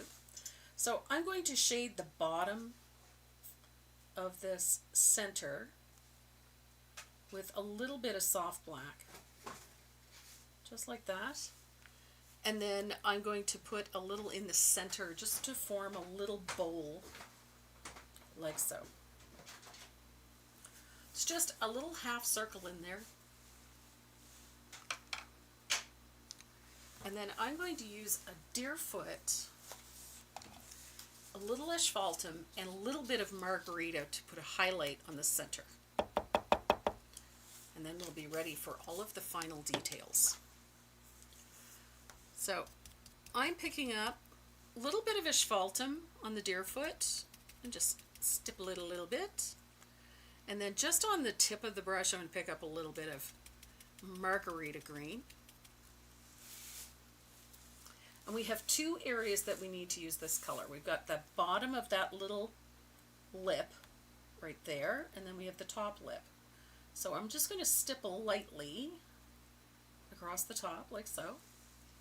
Make it a little fuzzy, and I'm going to do the same thing along the ridge here. It's a tight spot, so you might have to turn the brush upside down. There we go. And then I'm just going to soften that a bit.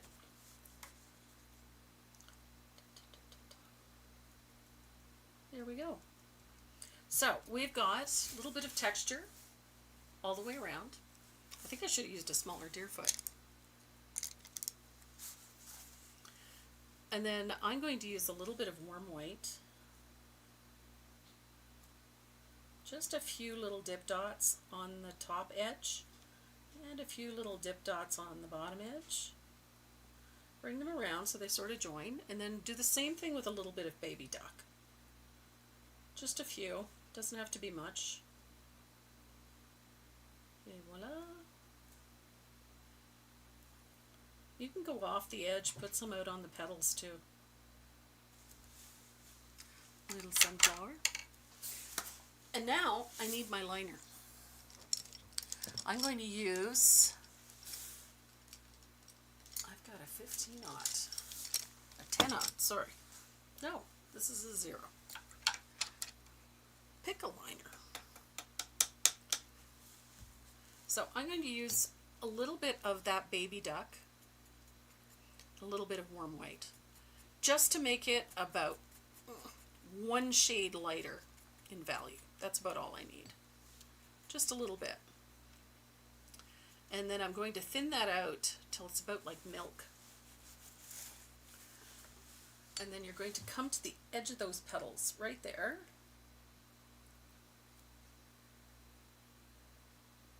Right where that little float started. Remember that highlight, that shadow we put in?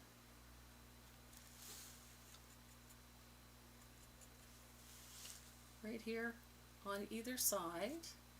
And you're going to put a squiggly line along the edge of each of those petals, like so. I can't seem to operate a liner brush today. There we go, that's better.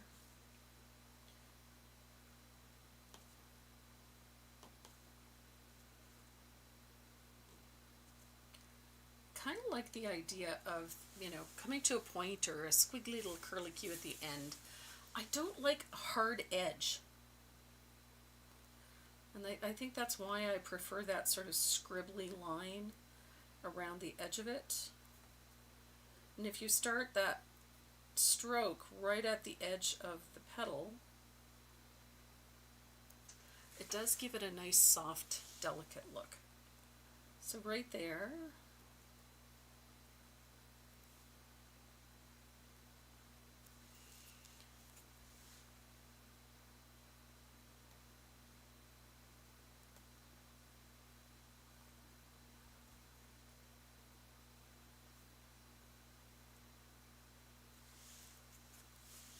I have a thing about this soft lines. Hard-edged outlines have never really done it for me. I like the softer, more delicate things. I like it when things have more of a softer edge. So when I see line work on something like this, I love when it just sort of, comes to a little point somewhere along the line, that it's not, an absolutely perfect thing.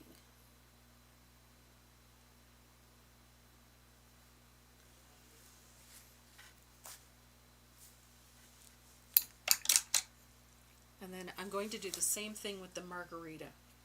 Bring a little out, mix it with a little bit of white. Just enough to make it a little more opaque. And just, a little bit lighter. And we're going to do the same thing to the edges of the leaves. I like this sort of, let's call it irreverence. I like the imperfections of it. It's soft, it's delicate, it just makes things look more interesting. And then we're going to use that color for the stems that join these two little leaves. And those two get that squiggly outline, that little imperfect outline.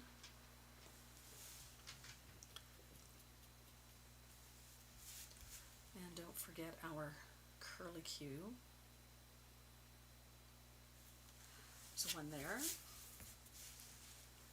And then we get a series of little strokes that connect these berries.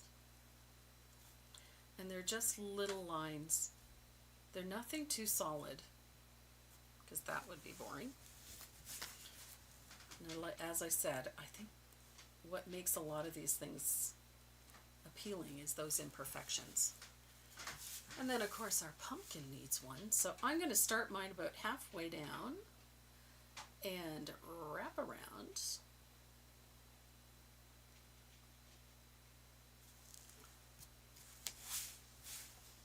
I kind of like that.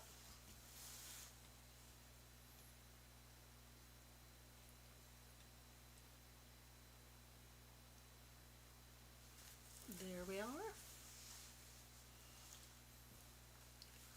And then we need one on this side as well.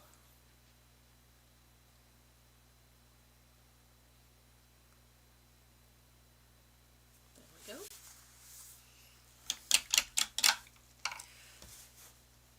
Now, one of the things that I really like about those, they'd be like currants, I guess. One of the things I really like about things like this is that I love spattering things. And I think that spatter is really, it works very well on these more country themed things. But I love how it looks on a piece like this. So I'm going to focus a lot of the spattering on the pumpkin. So a little bit of asphaltum. You can use soft black too, but I like the asphaltum. And do the same thing to the cup. Try to focus on the cup. And of course a little bit on that whipped cream. You need a little sprinkle of nutmeg on there. And I'm avoiding the sunflower, but if you get a little bit there, it's okay. And then we're going to take a little bit of warm white, because you need to do a white. This is what keeps everything from looking too heavy. And bring a little of that in as well. Same with the cup. A little smattering of it everywhere else.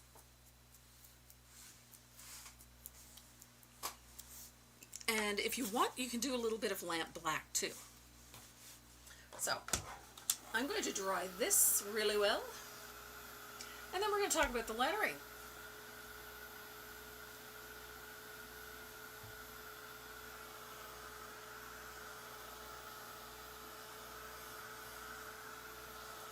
We'll do some lettering and then a few little finishing things, and then we will be done. I love this font. I was trying to remember the name of it, and I can't. And I didn't write it down. I usually write it down, but I didn't this time. So our color for the lettering is baby duck. And we're going to do something similar to this that we did to the sunflowers, except with one exception. We are not going to base coat it white.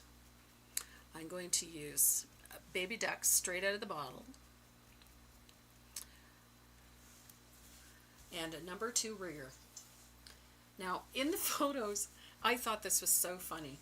I took the final photo, and then when I looked at it, there was something wrong with it. And then I went back in and I put in the little apostrophe. Because I had one of those moments. I forgot to paint it. It was there, but I forgot to paint it. Kind of like those little leaves. I forgot all about those too.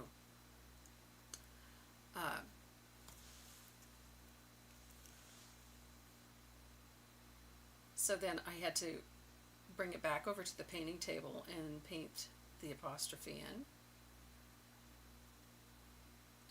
And the next thing I knew is I was putting the pattern together, and I completely forgot that I had done that. So the picture in the front does not have the apostrophe in it, but it is in the line drawing. So the lettering gets based with baby duck.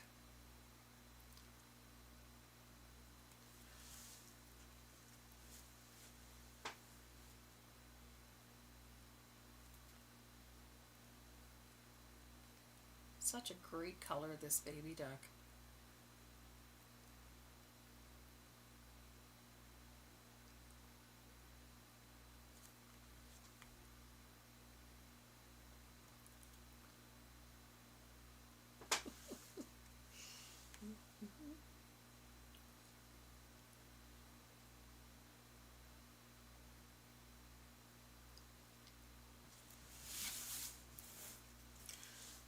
Great color. I know I explained why I spelt pumpkin the way I did earlier, but I'll explain it again.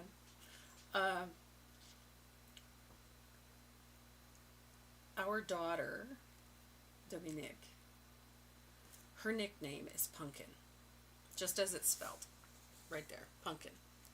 Has been since the day we brought her home. And the reason for that is that she looked like a little punk rocker. She had a head full, and I do mean a head full, of black hair, and it stood straight up. She looked like a little punk rocker, so we called her Pumpkin as a nickname. She had the most unruly head of hair. And, yeah, until she was until it got long enough that it started to fall over naturally, she was well over a year old by then. She had a head full of dark hair. And she quite literally, it would stand straight up. She quite literally looked like one of those little trolls for the longest time. She was cute as a button with this head full of hair. So, but we kept calling it Pumpkin, and it just stuck. And she's in her 30s now. We still call her Pumpkin. So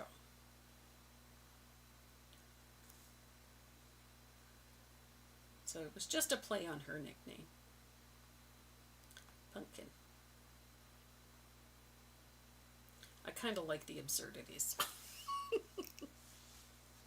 Yes, Karen would know she was a cutie. She had a head full of it. All 9 pounds of her. She was 8 pounds, not quite 9 pounds, 8 pounds, 14 ounces. She was a little chunky thing.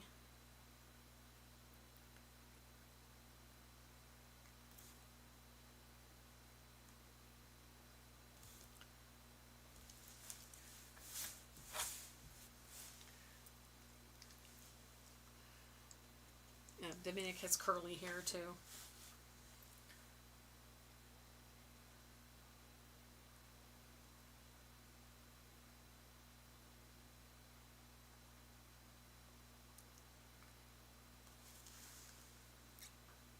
Yeah, she is still adorable.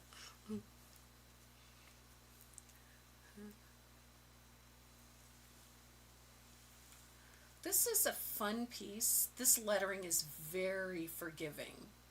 I will tell you now. It feels less like painting lettering and more like base coating a surface because of the size of the lettering. So it's a very easy one to paint. So don't get all caught up and worried about the lettering, because quite honestly it's big enough that you can base coat it like it's a piece as opposed to, some elaborate lettering. Lettering is difficult when it has a whole lot of really narrow, teeny tiny spaces. But in this case it does not. This one has really quite a nice amount of space to paint. So if you've got a good rigger on your hands, or even a bad rigger for that matter, because this one is not in great shape, this lettering actually paints quite easily. And see what I said about that shadow? Look how that lettering sits up so nicely.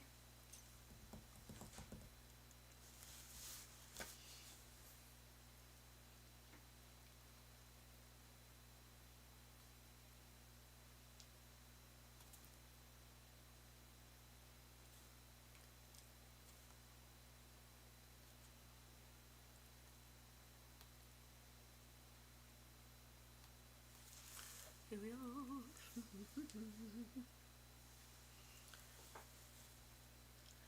Dominic has taken up Kumi Himo, which is uses embroidery threads, a Japanese cording technique, and she's been using beads with it. It was beautiful. So, we've got a little ways to go yet. Just a little. Not much.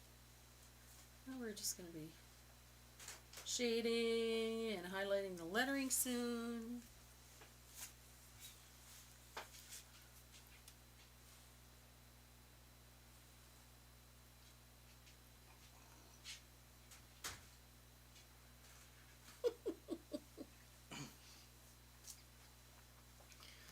What are you doing, Grandpa? Good God. What? I just put my finger in wet paint.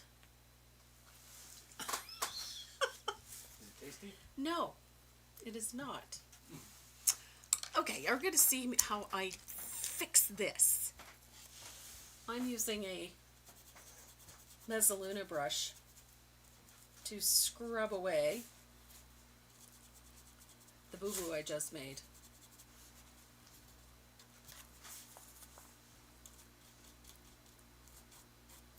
Honestly, I'm batting 1,000 today.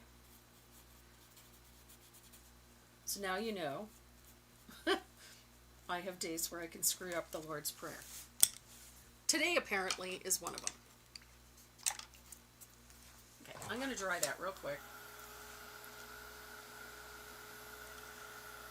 Anytime you really mess up like I just did,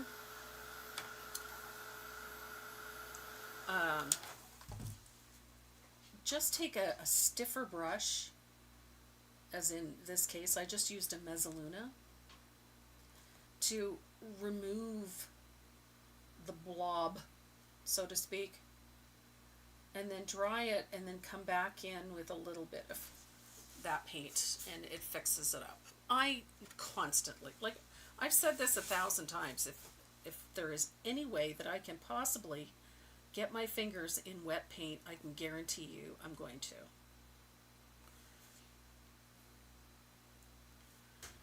I've had days I had a day the other day. How do I choose the particular fonts for my paintings? I spend a lot of time going through them, and I have mine categorized in my files, kind of based on subject matter. So if I think it has a country feel to it, I put it under, country style fonts or simple fonts. Sometimes I'll even make a notation that they're perhaps playful, childlike. I make notations about them. And then that way it makes it easy for me. So if I'm doing a country piece, I can go to that file and I'll have, 100 different fonts that'll work well for a country themed piece. And I have quite a few fonts, probably about 10 to 15,000 at this point. I do like my fonts, and I've collected a lot of them over the years, so. Okay. I'm just making sure I've got paint where I need it. This font is not fully opaque. And I'll show you. I'm going to get it up to the camera. You can see it's a little streaky, a few brush marks showing. It's okay. So I'm going to use a 3/8 angled shader. I'm going to make sure this is good and dry. And this little spot where I messed up the lettering, I'm going to come back in with a little bit of soft black and just clean up a couple of edges that I kind of smushed around a bit. Okay, so make sure everything is dry, and we're going to use the same color palette that we used for the sunflower. We're going to use in the lettering. So I'm using a little bit of red spice, and I'm not blending it quite so much. I'm going to put a float at the bottom of my letter, and I'm going to walk it up to roughly the halfway mark, like that, so that I've got a wide float at the bottom of each letter. So it should come roughly to the halfway mark. The nice part is that you can go off the letter a little bit because your background is almost the same color. So about the halfway. Just walk it up a little. And pick up a little more color.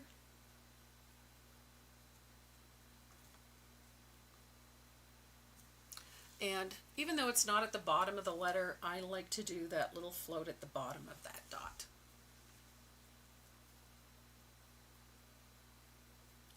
And then I'm going to do the same thing to the apostrophe.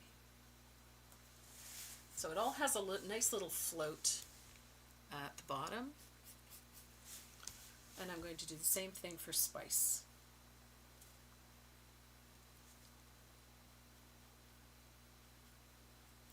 I like the halfway mark, simply because it just gives the letters a little more oomph and a little more energy. There we go.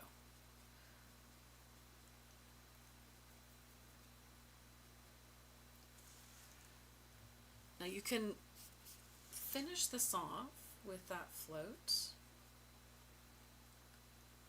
Again, about the halfway mark. And then we're going to dry that. I missed a spot here. There. Going to dry that.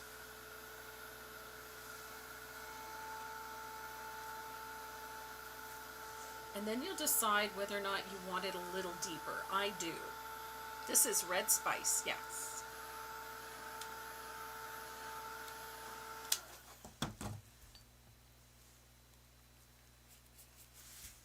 This part is fun. So once it's dry, if you feel it's not quite enough oomph, put another layer on. I like another layer. I want to see oomph. Yes, that's oomph. It's got heat. It's spicy. Should be spicy. We're talking about pumpkin spice. So it should have a nice spicy tone to it.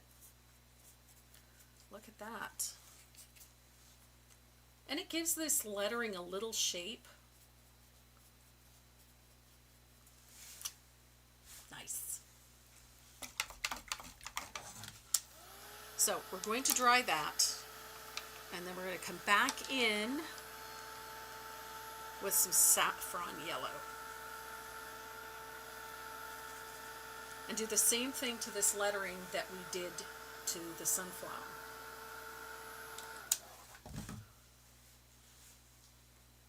So if I take that brilliant yellow and go over top of all of that red spice and that baby duck,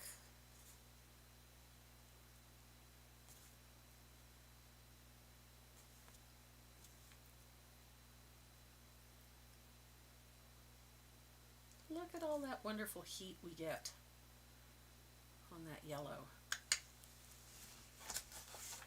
Very nice. I love it.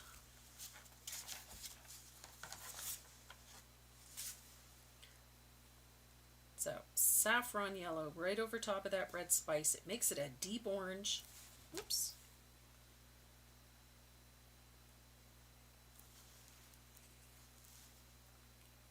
Gives that orange lots of heat. Makes our yellow nice and bright.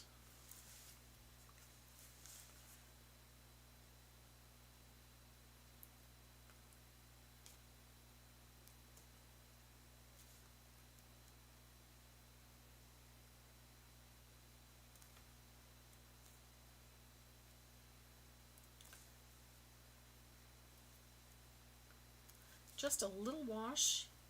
Make sure you cover all the yellow. Might get a little on the background, that's okay, don't worry too much about that. And then a little bit on our apostrophe.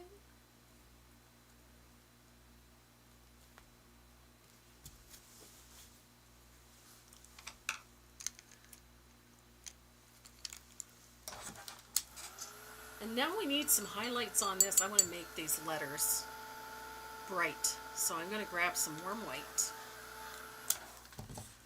And we're going to, oh goodness, too much. I got a little carried away. Surprise, surprise. There we go. So nice little stroke of warm white. Don't forget, little dot on that. There, little dot on our apostrophe.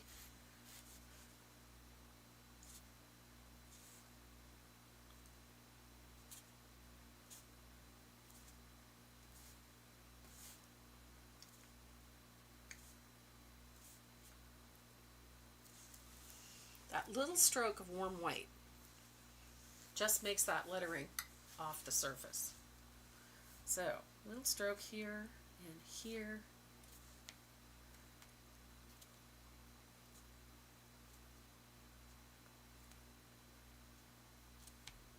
Don't forget that little white line. And there we go. So we have our lettering. We're going to add a couple of little details to our lettering and some details to our flower and our cup and our pumpkin. And we're going to do that with my black gel pen.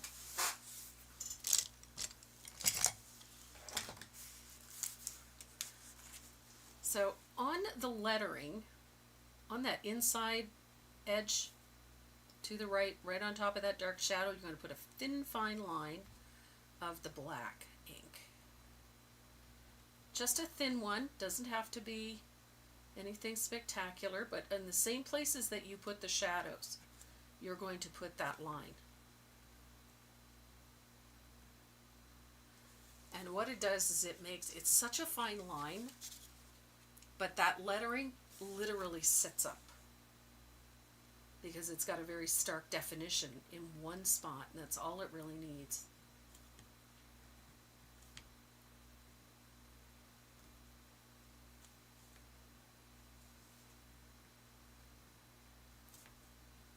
Just like that. If you're not comfortable using a pen, prefer to use a liner brush, you can do it with a liner. Just take your time. Make sure that they're very fine. They don't need to be dark. And I love the colors in this. I love my autumn colors. The rich spices, all of the oranges, you know, the earthy greens, the bold yellows, the wonderful warm reds. I love my autumn colors. And that little bit of black along the edges where your shadows would be, just enough to bring it up. There we go. On your pumpkin, inside that crease, you're just going to put a little squiggly line. Doesn't have to be perfect, doesn't have to be straight, just a loose line. It just defines that crease a little bit.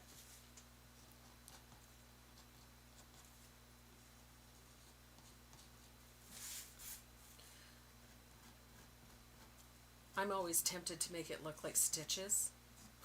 I don't know why. And then on our sunflower, on each of the petals, you're just going to give it a little texture in here with those little fine lines where it joins. Just a few of them. One long one, two short ones. That's the kind I just habitually use anyway.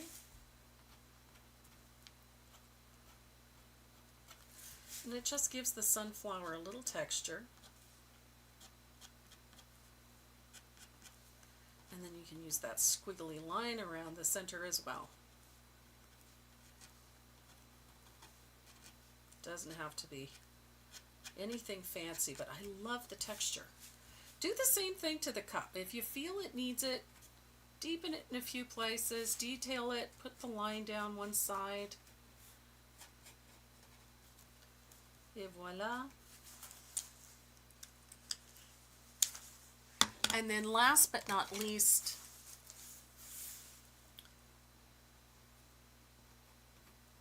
put your scribblature on. Should always take credit for your own work. So you can play with all of these little details. I am forever doodling and playing with these things because I like how it looks. I like to see more texture on the stems. I like to see, you know, the imperfections. I think they just take on a nicer look. There's something about it. Little lines. So any minute now, Renee's going to be down here, getting ready to spin that wheel.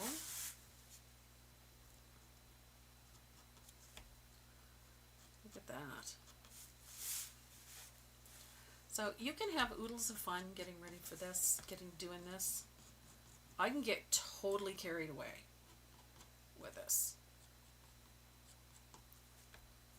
Completely and utterly carried away. But there it is. Pumpkin spice. This is a fun piece to do. Now, you can, I'm going to take the liner off of this. I wanted to show you something that I like doing to these. I like pieces like this because they can be framed and hung up. They can get a little wooden stand. We have these great little stands. These things are so cute. These just glue to the back along the bottom. So if I flip this over, you just glue it, center it on the back, glue it in place, and then you can glue the little kickstand portion in. And then you've got a nice little stand to hold this thing up if you want to use it. and then they can come apart very easily. And then to finish, I'm going to use 1 or 2 light coats of Decor matte spray to seal this in. But if you're anything like me, you're going to want to put a little bit of bling on it. So I like taking a gold paint pen and putting a fine little bead of gold on the edge. And then if I tip the pen towards the front, it puts a nice little bead of gold right along the edge of the surface. So it finishes it up really nicely. And Renee is back, so while I'm doing this, he's probably already got the wheel all sorted out.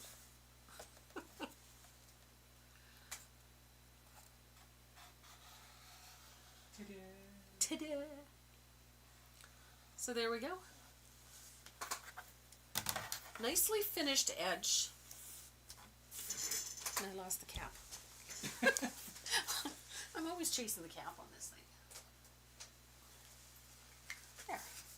A little bit of a gold pen does wonders. I usually sign mine with just TM. That's what I have down in the corner. Hi, Vicky. Damn it.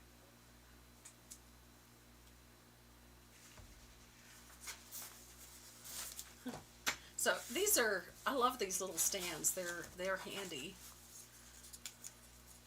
I have found, if I want a sharper angle, I move them up just slightly, like 1/8 of an inch, if I want a bigger tilt to the angle. It's 21st. It is.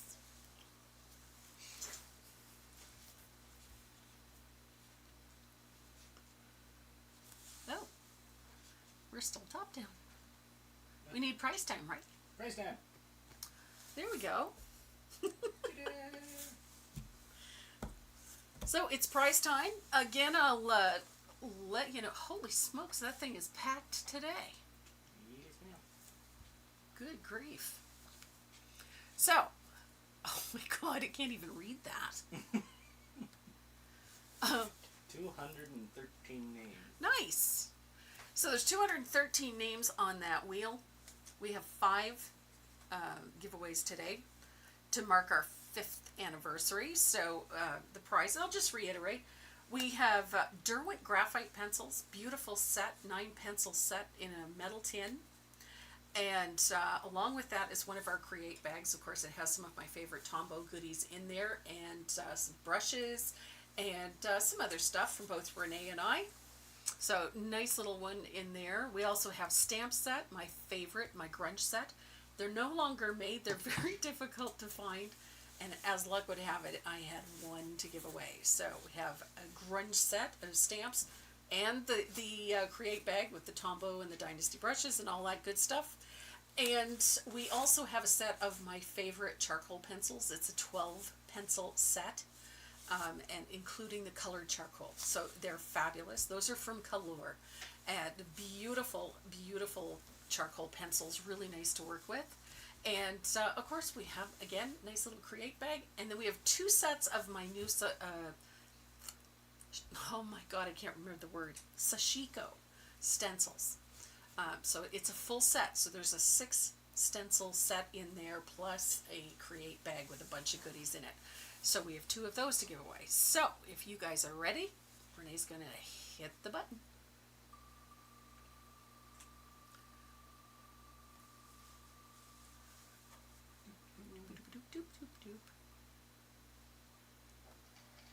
Linda Martin.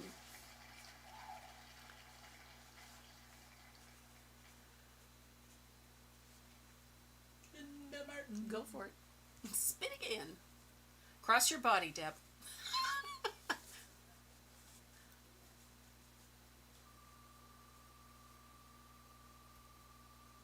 Goodness.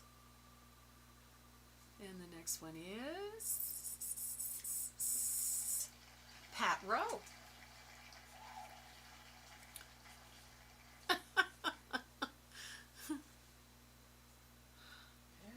Row. And number 3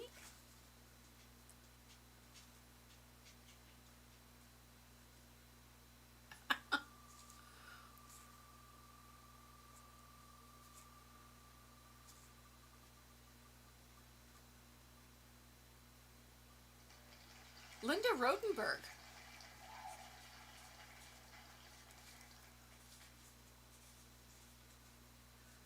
Awesome.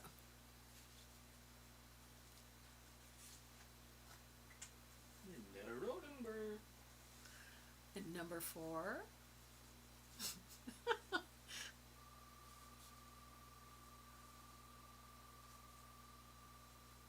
Hey, I mowed the lawn without getting bit this time. Good for you.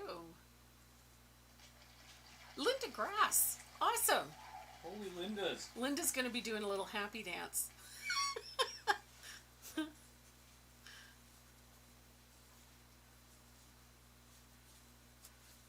And number 5.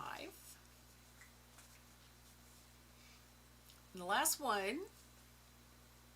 It's leaning towards the Lindas. It is, seems to be, doesn't it? How many is that? 3?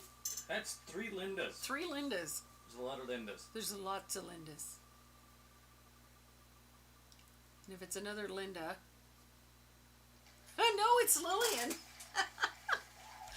Awesome. All right, ladies, make sure that you fire off an email with your shipping information, please, so we can get your goodies out to you as soon as possible. Debbie wants to change her name. If everybody changes their name to Linda, that's going to be funny. Would never get anything done. Which Linda? You need a face game. Oh, there we go. All right. Thanks so much for joining us, guys. This was a lot of fun. I really enjoyed painting this piece with you guys today.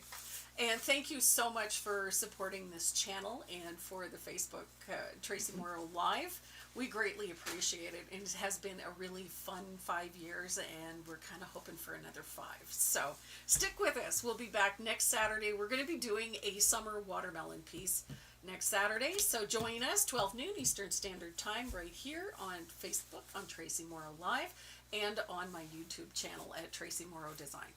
So thanks for joining us. I hope everybody has a great weekend. Mwah! We love you. Stay safe. Pet your dog! You have the controls. I do. This one? End, right? The microphone. Where is it? Oh, there it is.